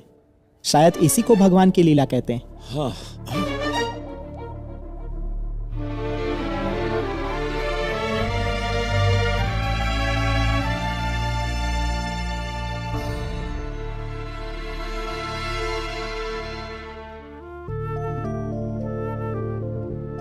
आप में से कोई 2 लोग अंदर जाके पेशेंट से मिल सकते हैं। हाँ, बबुआ चलो। तो आई कहाँ बाबूजी। जात वाला? कविता के जाए दो। हम माई के सबसे बड़ा गुनाहगार बानी, हम सबसे पहले मिलब। हाँ चलो। के माफ कर दे, वो नादान बिया, धीरे धीरे सब समझ जाई। वो अस्पताल में काहे ना आई वो हमके मालूम नहीं के, लेकिन हमके यकीन बा वो दिल की बहुत नीमन बिया। बेटा, जैसे हाथ के पांचों उंगली एक समान ना होला तो ओकरा काट के फेंकल ना जाला, वैसे ही परिवार में सब सदस्य के मत एक जैसा ना होला, लेकिन घर के जे मुखिया होला वो सब के एक साथ लेके चलेला। अरे तू इतना समझदार बारू, हम तो जानते ना रही। मैं इनके लिए कुछ दवा लिख देता हूँ, आप लेते आइए। वैसे भी इन्हें 3-4 दिन में डिस्चार्ज कर दिया जाएगा। माई अभी ठीक बिया, हम दवाई लेवे जाता नहीं, हम 2-3 दिन में डिस्चार्ज हो जाई। हे भगवान। धन्यवाद भगवान।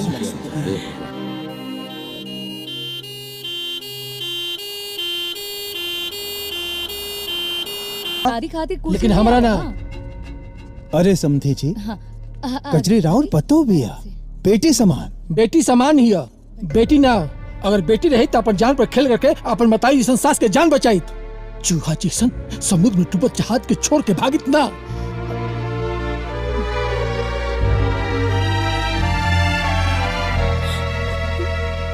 गोड़ लगता नहीं अम्मा जी।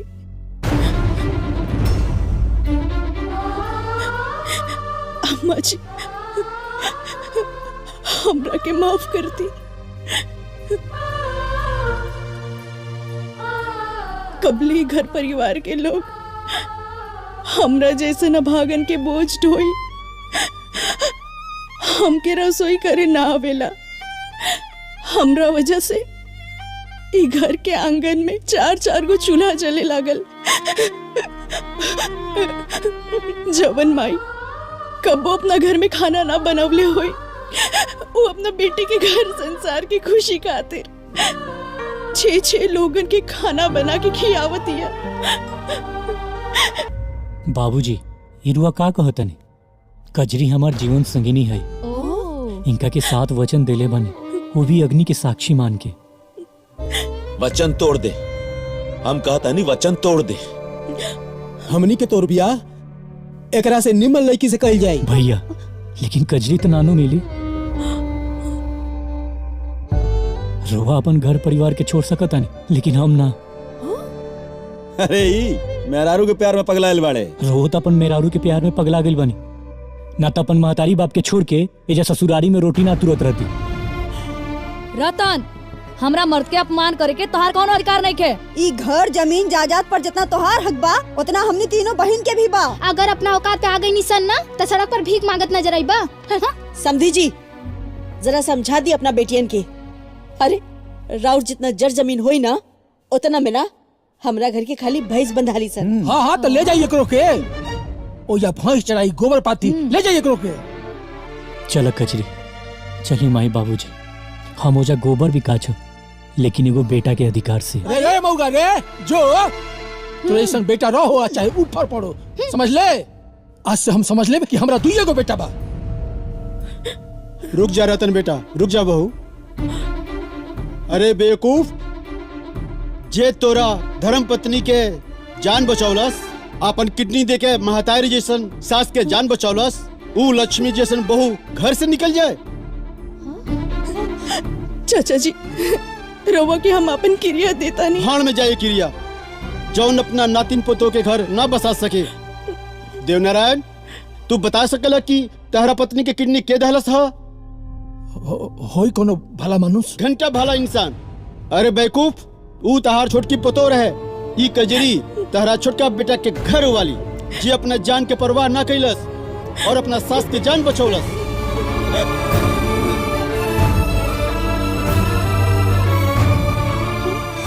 अरे रउआ झूठ बोलतानी, काहे कि एकर माई रउआ के खाना बना बना के खियावेले। अरे अंधी, बेवकूफ, सूरदास, ओकर माई ओकरा के खाना बनाओ के भले ना सिखौले होके, मगर ओके रिश्ता निभाओ के ढंग सिखौले बिया। तो रवा पहले काहे ना बताऊनी? अरे बेटी, ये क्रिया दे दहलस। रउआ के कैसे मालूम पड़ल दादाजी? अरे बेटा, ऊ राजनाथवा के माई के ऑपरेशन के बाद अस्पताल में हम जुसल में जात रहनी ना, तो वहीं देखनी की रतनवा जौन बा वार्ड रूम में जात रहे। डॉक्टर साहब, अब हमार सास कैसन बाड़ी? आपकी सास पहले से बहुत बेहतर है, चिंता करने की कोई बात नहीं। लेकिन एक बात बताइए, आपके घर वाले आपको इतना भला बुरा क्यों कहते हैं? डॉक्टर साहब, हमार सास बहुत निमन है। हम अपन जान देकर भी उनकर कर्ज ना चुका पाए। हमार माई तो हमके जन्म दिले बाड़ी, लेकिन हमार सास जीवन साथी, सुख दुख में साथ निभावे वाला एगो सच्चा इंसान, जे हमार परवाह करेला, हमार इज्जत करेला। Perfect husband. हम तो क्रिया के नाते चुप रहनी। हाँ, हमारे लक्ष्मी जैसन नातिन पुतह के बारे में परिवार के सदस्यन के भला बुरा सुनत रही है। हमके माफ कर दिया बेटी, हमके माफ कर दिया। अगर आज हम ही बात ना बताती तो हम खुद के जिंदगी भर माफ ना कर पाती बेटी, माफ ना कर पाती। हमरा तो पहले से ही एहसास रहे कि हर वक्त झगड़ा करे वाले हमार पतो हमार ऑपरेशन के वक्त कहाँ बिया। हम तो ये लोग से पूछ ले भी रहनी,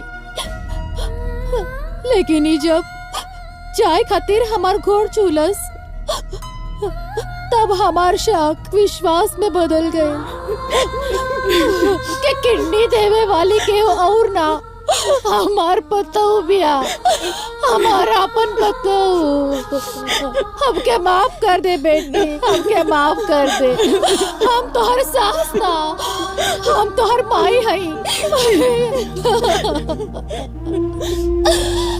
और अनजाने में अगर तोहर ससुर तोरा के कुछ कह देले होकस तो उनका के माफ कर दिया बेटी, माफ कर दियो। समझी जी, समझी जी, हमनी के चलत आनी सन। अब हमनी के ई घर में कोनो जरूरत नहीं है। और एक बात औरी, अब ई घर में ना हम खाना बनावे तो कब बनाए।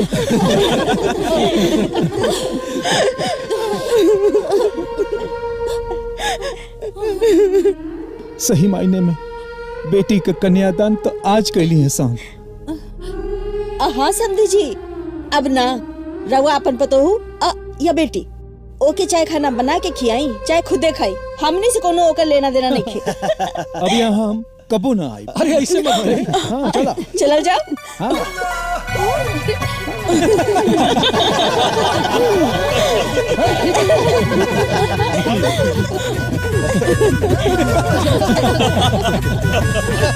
बाय बाय,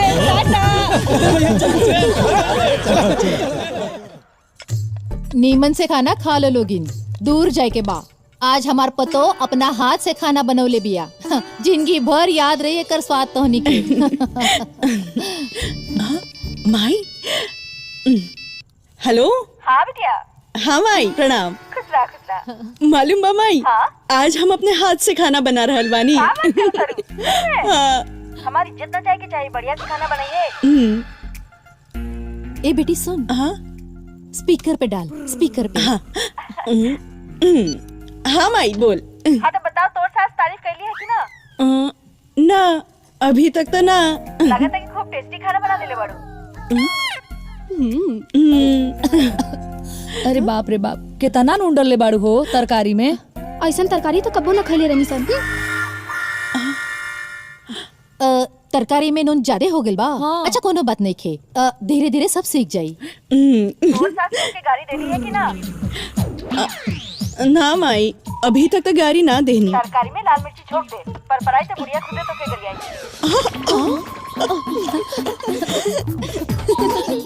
अरे ए भरौनी, ते चल काहे गइले? एहे रहतीस त हम तोहार मुंह में मिर्ची ठूस देती।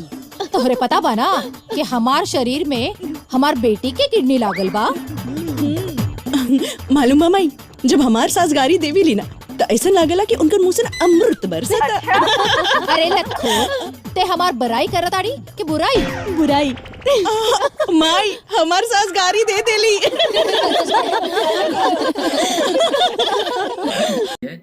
उनकी भी एक सास है जो इन लोगों से खुद अलग रहती है, यानी ददिया सास है। इसी के ऊपर बनी कहानी फिल्म है सास बिना चैन कहानी। और इस फिल्म में कलाकार की कहानी भी ज़बरदस्त है, हालांकि थोड़ी कॉमेडी, थोड़ी नोक-झोंक, थोड़ी ड्रामा, ऐसी सारी सीन्स हैं। ज़्यादा इमोशनल सीन नहीं है। फिल्म के अंत तक इमोशनल सीन्स क्रिएट होते हैं। तब चलिए जे नीलम हो गई, ये लोग सास हैं, चचेरी, दोनों आपस में देवरानी जेठानी है। मनी भट्टाचार्य की एक सास हैं और एक हैं किनकी सास, काजल यादव की सास होती है। लेकिन परिवार से अलग ही रहना उन्हें बेस्ट लगता है, बेस्ट ऑप्शन भी होता है। घर में दिन रात आए दिन किसी न किसी मैटर को लेके किचकाच होता रहता है, झगड़े होते रहते हैं, जिससे दूर रहने की कोशिश करने की वजह से आती है इस घर में। तो मनी भट्टाचार्य हालांकि पहले से रह रही होती हैं, लेकिन वो कुछ कर नहीं पाती हैं क्योंकि इनके पति जो हैं विक्रांत सिंह राजपूत, वो इन्हें कुछ करने का मौका नहीं देते। भट्टाचार्य के बीच जो सास बहू का संबंध है, सास बहू का रिश्ता है, वो बरकरार भी नहीं है। इन लोगों में भी तू मैं हमेशा होती रहती है। और इन लोगों को देख देख करके ये लोग मतलब ये करते हैं कि जब छोटी बहू काजल यादव इस घर में आती हैं, तो काजल यादव के आने के बाद मनी भट्टाचार्य बताती हैं कि वो लोग ददिया सास ससुर है हमारे, और ये लोग उन लोगों को मतलब लालच में पड़ करके उन लोगों की सेवा करना स्टार्ट करेंगे, उन लोगों से अपनापन बढ़ाएंगे। तो ये लोग अलग ही प्लान बनाते हैं। उसकी तबीयत बहुत ख़राब है, लेकिन ऐसा है कि वो लोग मानने को तैयार नहीं है कि उनकी तबीयत ख़राब है। ये लोग कह रहे हैं कि अरे ये लोग बूढ़ा बूढ़ी झूठों को चकमा दे रहा है, धोखा दे रहा है। हम लोग आंखों के सामने बगल में बूढ़े माँ बाप रहते हैं, ना उनकी सेवा, ना उनकी देखभाल, ना उनके खाने पीने की व्यवस्था। वो खुद से इस उम्र में कोई कितना ही क्या कर सकता है, क्या कह सकते हैं।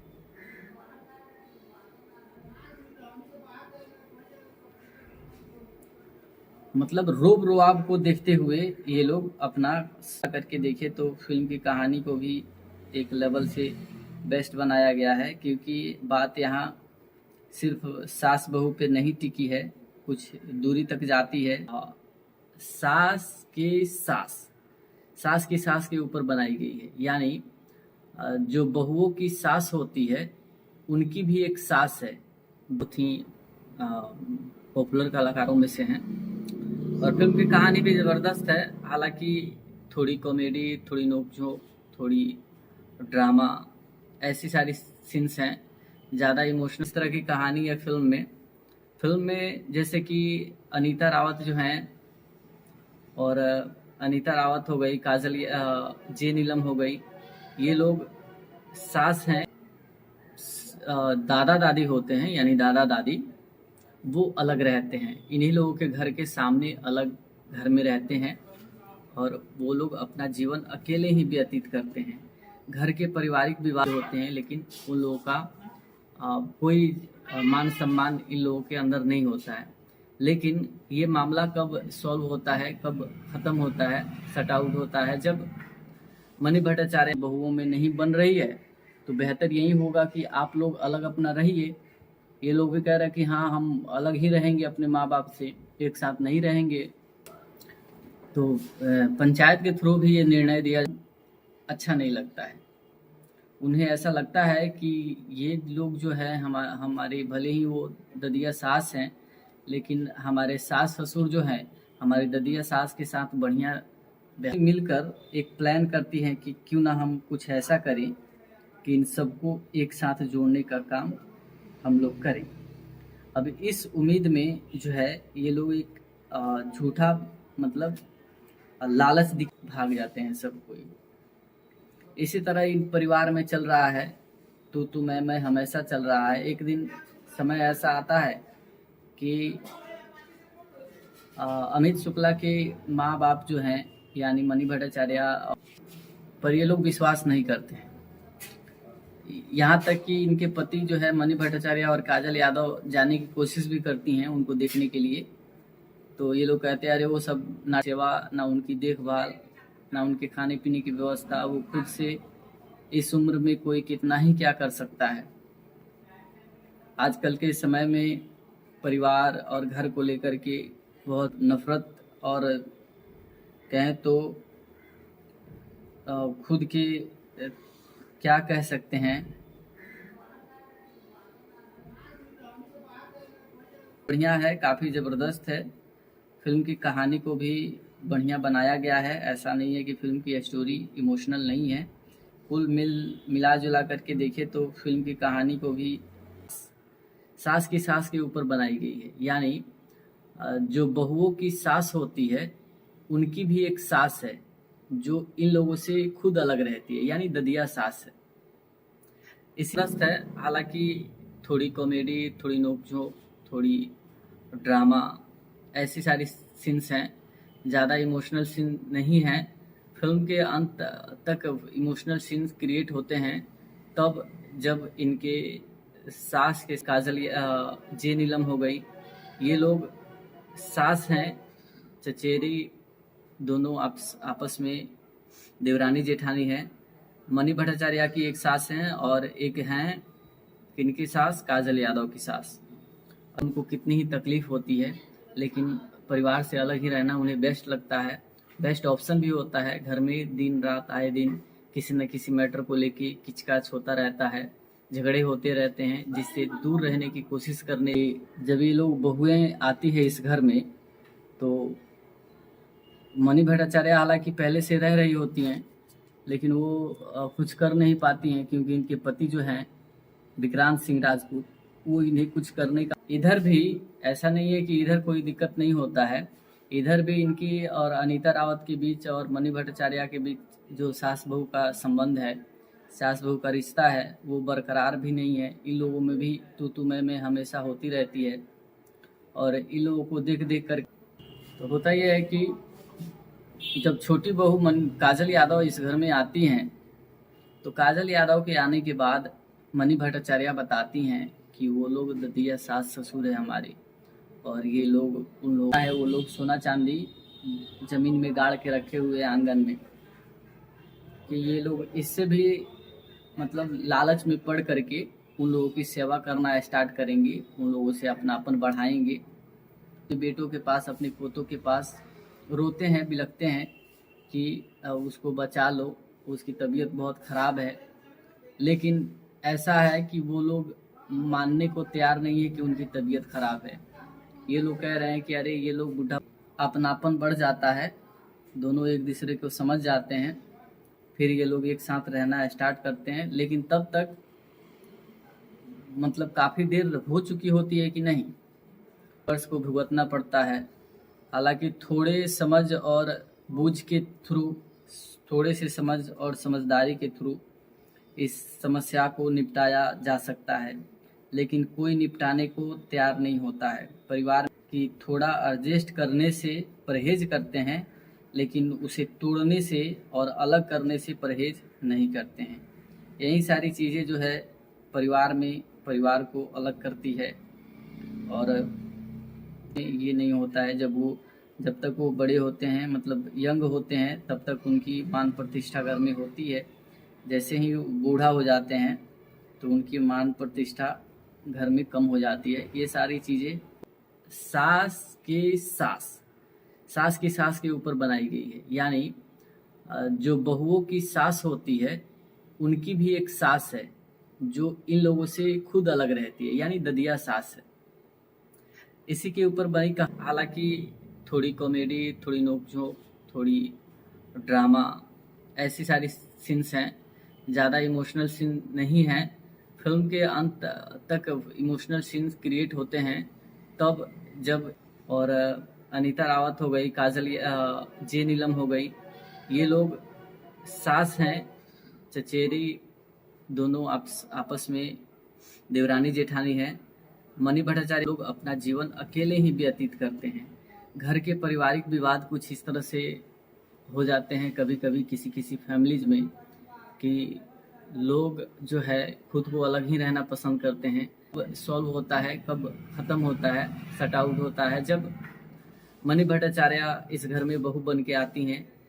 वो बहू बन के आने के बाद इस घर के बारे में पूरी प्रायोरिटी, पूरी अलग अपना रहिए। ये लोग भी कह रहे हैं कि हाँ हम अलग ही रहेंगे अपने माँ बाप से, एक साथ नहीं रहेंगे। तो पंचायत के थ्रू भी ये निर्णय दिया जाता है कि ठीक है अलग ही रहिए आप लोग, कोई दिक्कत नहीं है। ये बूढ़ा बूढ़ी को छोड़ देते हैं लोग, ये लोग अपना अलग रहने लगते हैं। ये लोग जो है हमारे भले ही वो ददिया सास हैं, लेकिन हमारे सास ससुर जो हैं हमारी ददिया सास के साथ बढ़िया व्यवहार नहीं रख रहे हैं, बढ़िया नहीं किए हैं। उन लोगों को अलग करके इस बुढ़ापे की उम्र में उन लोगों के साथ ये लोग ऐसा बर्ताव, ये दोनों बहुएं मिलकर एक प्लान करती हैं कि क्यों ना हम कुछ ऐसा करें कि इन सबको एक साथ जोड़ने का काम हम लोग करें। अब इस उम्मीद में जो है ये लोग एक रात को चोरी छिपे उनके आंगन में जाकर उनके आंगन की कुड़ाई करने लगते हैं कुदाल से। तभी उनमें से एक स्नेक निकलता है और ये डर कर भाग जाते हैं सब कोई। इसी तरह इन परिवार में चल रही बहुत ख़राब है, लेकिन ऐसा है कि वो लोग मानने को तैयार नहीं है कि उनकी तबीयत ख़राब है। ये लोग कह रहे हैं कि अरे ये लोग बूढ़ा बूढ़ी झूठों को चकमा दे रहा है, धोखा दे रहा है हम लोगों को। ये लोग धोखा मतलब काफ़ी देर हो चुकी होती है कि नहीं, इतने समय से कई सालों से आँखों के सामने बगल में बूढ़े माँ बाप रहते हैं ना उनकी सेवा ना, लेकिन कोई निपटाने को तैयार नहीं होता है। परिवार में किसी चीज़ को लेकर के अगर झगड़े हो भी जाते हैं तो सब कोई खुद के घमंड और खुद के मतलब नफरत और कहें तो खुद के जो है रिश्तों को ख़राब करने का काम करती है। तो ये फिल्म काफ़ी बढ़िया है, काफ़ी ज़बरदस्त है। फिल्म की कहानी को भी बढ़िया बनाया गया है, ऐसा नहीं है कि फिल्म की स्टोरी इमोशनल नहीं है। फिल्म काफ़ी बेहतरीन है, पूरी फिल्म देखिएगा, बहुत ही ज़बरदस्त स्टोरी लाइन पे बेस्ड फिल्म बनाई गई है। सास बिना चैन कहाँ रे, भोजपुरी फिल्म सास बिना चैन कहाँ रे पारिवारिक फिल्म है, कॉमेडी ड्रामा एंटरटेनिंग फिल्म है, बनाई गई है। यानी जो बहुओं की सास होती है उनकी भी एक सास है जो इन लोगों से खुद अलग रहती है, यानी ददिया सास है। इसी के ऊपर बनी कहानी फिल्म है सास बिना चैन कहाँ रे। ड्रामा ऐसी सारी सीन्स हैं, ज़्यादा इमोशनल सीन नहीं है। फिल्म के अंत तक इमोशनल सीन्स क्रिएट होते हैं तब जब इनके सास के सास की यानी मणि भट्टाचार्य और काजल यादव के सास जो होती हैं, दोनों आपस में देवरानी जेठानी है। मणि भट्टाचार्य की एक सास हैं और एक हैं किनकी सास, काजल यादव की सास। और ये दोनों सास जो हैं अपने लोग जो है खुद को अलग ही रहना पसंद करते हैं, भले ही उनको कितनी ही तकलीफ होती है, लेकिन परिवार से अलग ही रहना उन्हें बेस्ट लगता है, बेस्ट ऑप्शन भी होता है। घर में दिन रात आए दिन किसी न किसी मैटर को लेके किचकाच होता रहता है, झगड़े होते रहते, चीज़ों को समझती हैं। तो होता यह है इस फिल्म में कि जब ये लोग बहुएं आती है इस घर में, तो मणि भट्टाचार्य हालांकि पहले से रह रही होती हैं, लेकिन जब दोनों बहुएं इस घर में आती है, दोनों बहुएं जब आती है, बड़ी बहू जो होती है मणि भट्टाचार्य, वो तो कुछ नहीं कर पाती है। हालांकि इधर भी ऐसा नहीं है कि इधर कोई दिक्कत, बुढ़ापे की उम्र में उन लोगों के साथ ये लोग ऐसा बर्ताव किए हैं, अलग कर दिए हैं, जो अच्छा बात नहीं है, अच्छी चीज़ नहीं है। इन लोगों को बहुत ही बुरा लगता है। लेकिन हालांकि वो लोग लालच दिखाती हैं अपने पति और सास ससुर को कि ये लोग उनके पास और उनको मानने जानने का काम करेंगे। बताती हैं कि आप लोगों को एक चीज़ पता है, उनका के दादा दादी, वो होता क्या है कि एक दिन उनकी दादी की बहुत सीरियस तबीयत ख़राब होती है। उनकी तबीयत इतनी ख़राब हो जाती है कि अब उनकी अंतिम सांस चल रही होती है। इनके दादा जो आके अपने बेटों के पास अपनी ददिया सास को, वहाँ पे इन लोगों का इलाज होता है। और इस तरह से इस परिवार में हालांकि अपनापन बढ़ जाता है, दोनों एक दूसरे को समझ जाते हैं, फिर ये लोग एक साथ रहना स्टार्ट करते हैं। लेकिन तब तक समझ और बूझ के थ्रू, थोड़े से समझ और समझदारी के थ्रू इस समस्या को निपटाया जा सकता है, लेकिन कोई निपटाने को तैयार नहीं होता है। परिवार में किसी चीज़ को लेकर के अगर तोड़ने से और अलग करने से परहेज नहीं करते हैं, यही सारी चीज़ें जो है परिवार में परिवार को अलग करती है और जो है रिश्तों को ख़राब करने का काम करती है। तो ये फिल्म जो है, कोई घर में ये नहीं होता है, जब तक वो बड़े होते हैं, मतलब यंग होते हैं, तब तक उनकी मान प्रतिष्ठा घर में होती है। जैसे ही बूढ़ा हो जाते हैं तो उनकी मान प्रतिष्ठा घर में कम हो सास की सास के ऊपर बनाई गई है। यानी जो बहुओं की सास होती है उनकी भी एक सास है जो इन लोगों से खुद अलग रहती है, यानी ददिया सास है। और फिल्म के सारे कलाकार भोजपुरी के बहुत ही पॉपुलर कलाकारों में से हैं और फिल्म की कहानी भी ज़बरदस्त है। हालांकि थोड़ी कॉमेडी, थोड़ी नोकझोंक, थोड़ी ड्रामा, ऐसी सारी सीन्स हैं में, जैसे कि अनीता रावत जो हैं, और अनीता रावत हो गई, काजल जे नीलम हो गई, ये लोग सास हैं, चचेरी, दोनों आपस में देवरानी जेठानी है। मणि भट्टाचार्य की एक हो जाते हैं कभी कभी किसी फैमिलीज में कि लोग जो है खुद को अलग ही रहना पसंद करते हैं, भले ही उनको कितनी ही तकलीफ होती है, लेकिन परिवार से अलग ही रहना उन्हें बेस्ट लगता है, बेस्ट ऑप्शन भी होता है। घर में दिन रात आए दिन सब खत्म होता है, शट आउट होता है। जब मणि भट्टाचार्य इस घर में बहू बन के आती हैं, वो बहू बन के आने के बाद इस घर के बारे में पूरी प्रायोरिटी, पूरी चीज़ों को समझती हैं, तो होता तो भी ये निर्णय दिया जाता है कि ठीक है अलग ही रहिए आप लोग, कोई दिक्कत नहीं है। ये बूढ़ा बूढ़ी को छोड़ देते हैं लोग, ये लोग अपना अलग रहने लगते हैं। लेकिन जब दोनों बहुएं इस घर में आती है, दोनों बहुएं जब आती है, बड़ी बहू जो होती है मणि भट्टाचार्य सास के साथ बढ़िया व्यवहार नहीं रख रहे हैं, बढ़िया नहीं किए हैं। उन लोगों को अलग करके इस बुढ़ापे की उम्र में उन लोगों के साथ ये लोग ऐसा बर्ताव किए हैं, अलग कर दिए हैं, जो अच्छा बात नहीं है, अच्छी चीज़ नहीं है। इन लोगों को बहुत ही बुरा लगता है, लेकिन एक साथ जोड़ने का काम हम लोग करें।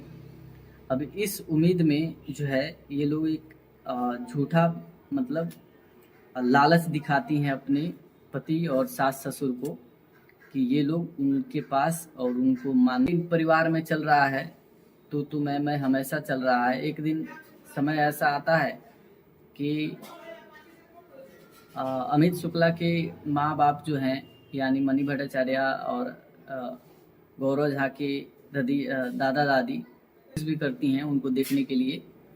तो ये लोग कहते हैं अरे वो सब नाटक बना रहा है बूढ़ा बूढ़ी, उन लोगों को कुछ नहीं हुआ है, ये सब नाटक कर रहा है, नहीं जाते हैं। लेकिन काजल यादव और मणि भट्टाचार्य किसी भी तरह ना उनके खाने पीने की व्यवस्था, वो खुद से इस उम्र में कोई कितना ही क्या कर सकता है। आजकल के समय में परिवार और घर को लेकर के बहुत सारी समस्याएं हैं, कई तरह के और खुद के मतलब नफरत और कहें तो खुद के क्या कह सकते हैं,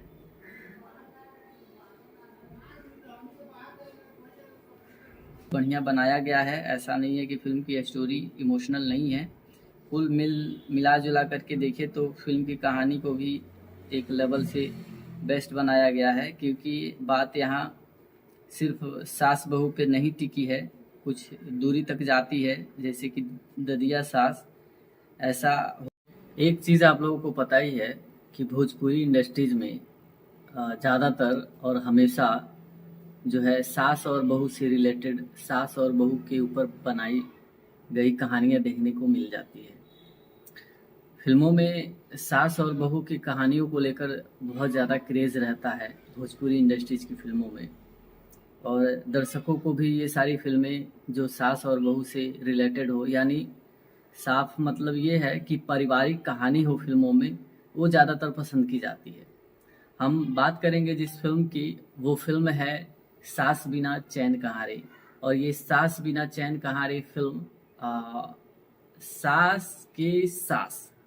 सास की सास के ऊपर बनाई गई है। यानी जो बहुओं की सास होती है उनकी भी एक सास है जो इन लोगों से खुद अलग रहती है, यानी ददिया सास है। इसी के ऊपर बनी कहानी फिल्म है सास बिना चैन कहाँ रे।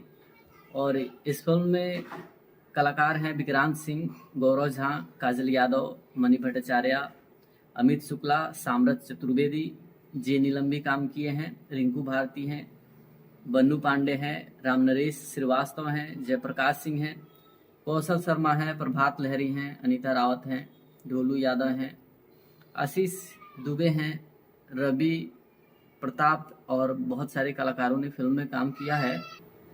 तो ऐसी कहानी है फिल्म में। और फिल्म के सारे कलाकार भोजपुरी के बहुत ही पॉपुलर कलाकारों में से हैं। और फिल्म की कहानी भी ज़बरदस्त है, हालांकि थोड़ी कॉमेडी, थोड़ी नोकझोंक, थोड़ी ड्रामा, ऐसी सारी सीन्स हैं। ज़्यादा इमोशनल सीन नहीं है। फिल्म के अंत तक इमोशनल सीन्स क्रिएट होते हैं तब जब इनके सास की यानी मणि भट्टाचार्य और काजल यादव के सास जो होती हैं, उनकी सास जो होती हैं, उनकी तबीयत खराब होती है और ये लोग उसे झूठ मानते हैं और कहते हैं कि ये बूढ़ा और बुढ़िया नाटक कर रहा है। लोग इस तरह से उन लोगों को इग्नोर करते हैं, लेकिन उनकी मदद करने का काम मणि भट्टाचार्य काजल यादव करती हैं और उनका इलाज कराती हैं। उनकी तबीयत हालांकि ख़राब होती है, पर ये लोग मानने को तैयार नहीं होते हैं कि उनकी तबीयत ख़राब है, उनको इग्नोर करते हैं, लेकिन फिर भी वो इनका हेल्प करती हैं।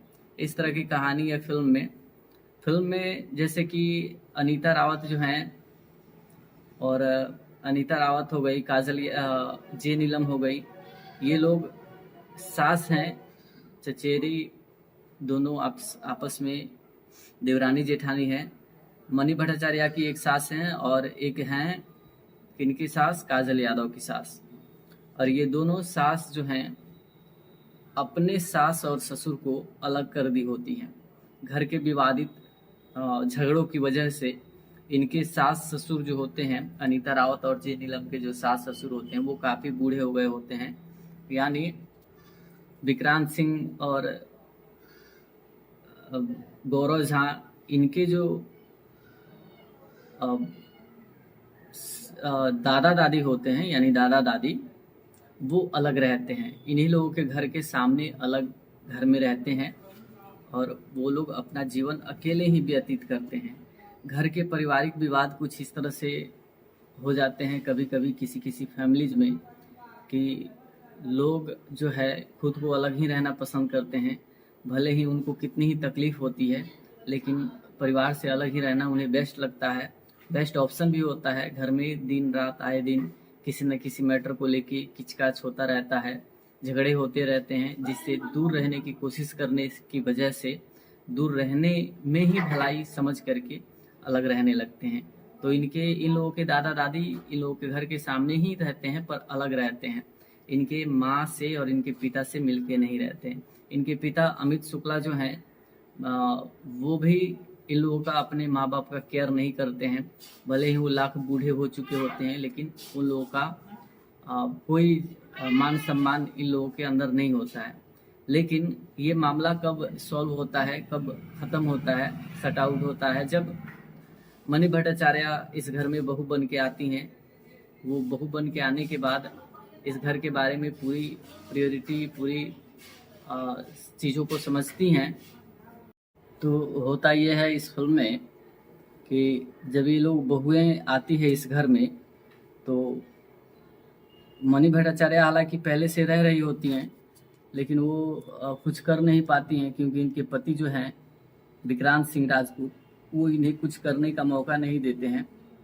गांव पंचायत में भी इन सब मैटर को लेकर के पंचायत जब बैठती है, पंचायत होती है कि हमारे साथ ऐसा ऐसा ये लोग कर रहा है, तो गांव पंचायत का भी यही निर्णय होता है कि जब बाप बेटे में और माँ बेटे में बहुओं में नहीं बन रही है, तो बेहतर यही होगा कि आप लोग अलग अपना रहिए।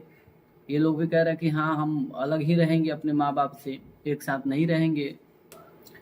तो पंचायत के थ्रू भी ये निर्णय दिया जाता है कि ठीक है अलग ही रहिए आप लोग, कोई दिक्कत नहीं है। ये बूढ़ा बूढ़ी को छोड़ देते हैं लोग, ये लोग अपना अलग रहने लगते हैं। लेकिन जब दोनों बहुएं इस घर में आती है, दोनों बहुएं जब आती है, बड़ी बहू जो होती है मनी भट्टाचार्य, वो तो कुछ नहीं कर पाती है। हालांकि इधर भी ऐसा नहीं है कि इधर कोई दिक्कत नहीं होता है, इधर भी इनकी और अनीता रावत के बीच और मनी भट्टाचार्य के बीच जो सास बहू का संबंध है, सास बहू का रिश्ता है, वो बरकरार भी नहीं है। इन लोगों में भी तू मैं हमेशा होती रहती है।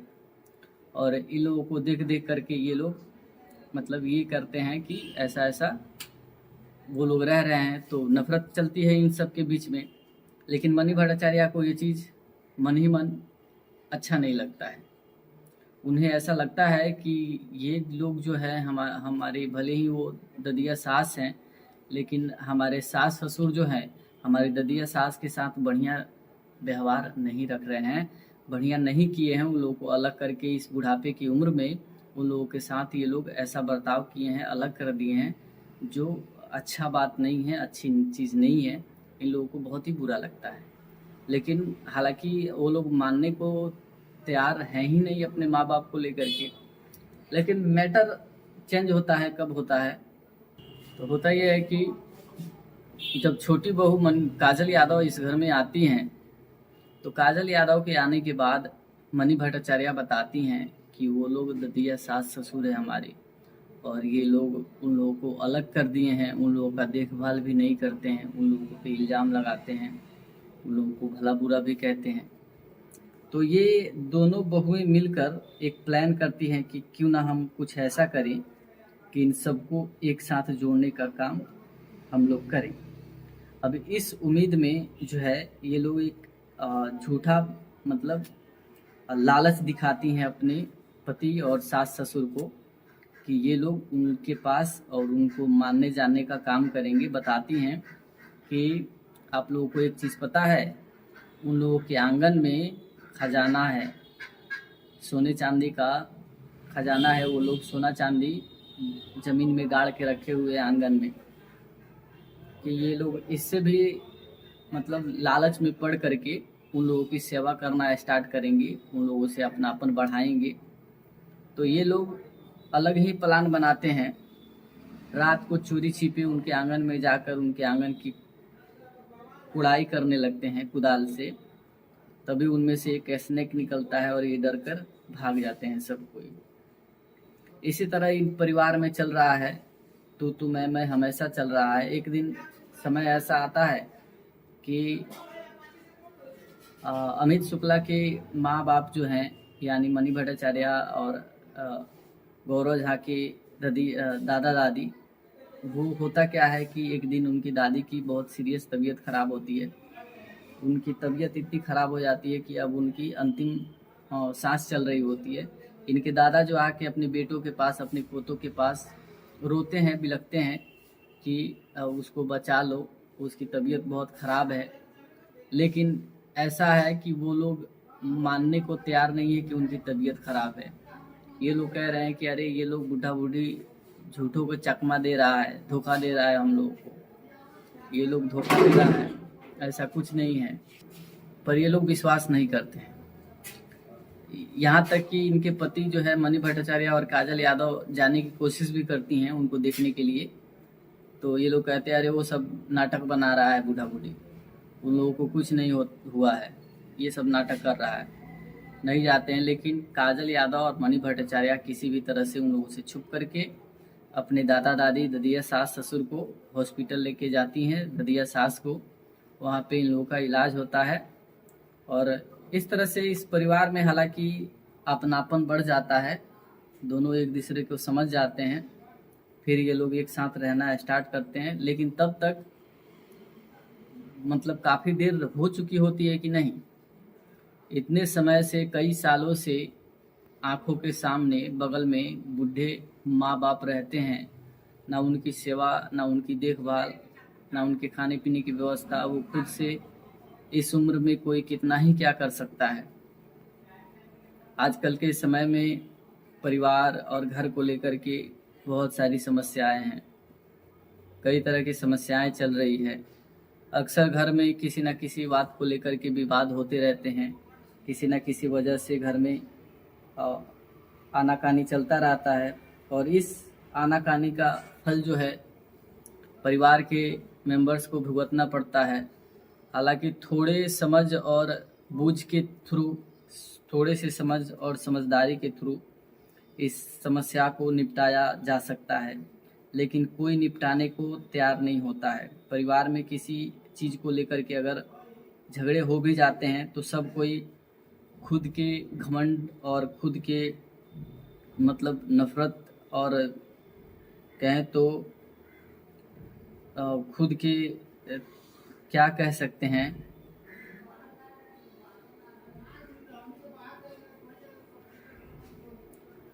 मतलब रोब रुआब को देखते हुए ये लोग अपना मतलब सब कुछ गंवा देते हैं।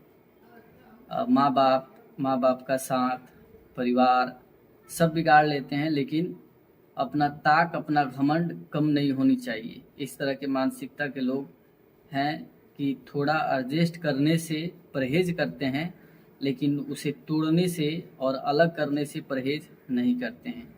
यही सारी चीज़ें जो है परिवार में परिवार को अलग करती है और जो है रिश्तों को ख़राब करने का काम करती है। तो ये फिल्म काफ़ी बढ़िया है, काफ़ी ज़बरदस्त है। फिल्म की कहानी को भी बढ़िया बनाया गया है। ऐसा नहीं है कि फिल्म की स्टोरी इमोशनल नहीं है। कुल मिला जुला करके देखें तो फिल्म की कहानी को भी एक लेवल से बेस्ट बनाया गया है, क्योंकि बात यहाँ सिर्फ सास बहू पे नहीं टिकी है, कुछ दूरी तक जाती है, जैसे कि ददिया सास। ऐसा होता है, बहुत सारे परिवार ऐसे हैं जो होता कुछ यूं है कि बूढ़े माँ बाप का जो है कोई घर में ये नहीं होता है। जब तक वो बड़े होते हैं, मतलब यंग होते हैं, तब तक उनकी मान प्रतिष्ठा घर में होती है। जैसे ही वो बूढ़ा हो जाते हैं तो उनकी मान प्रतिष्ठा घर में कम हो जाती है। ये सारी चीज़ें हो जाती है। फिल्म काफ़ी बेहतरीन है, पूरी फिल्म देखिएगा। बहुत ही ज़बरदस्त स्टोरी लाइन पे बेस्ड फिल्म बनाई गई है। सास बिना चैन कहाँ रे, भोजपुरी फिल्म सास बिना चैन कहाँ रे। पारिवारिक फिल्म है, कॉमेडी ड्रामा एंटरटेनिंग फिल्म है।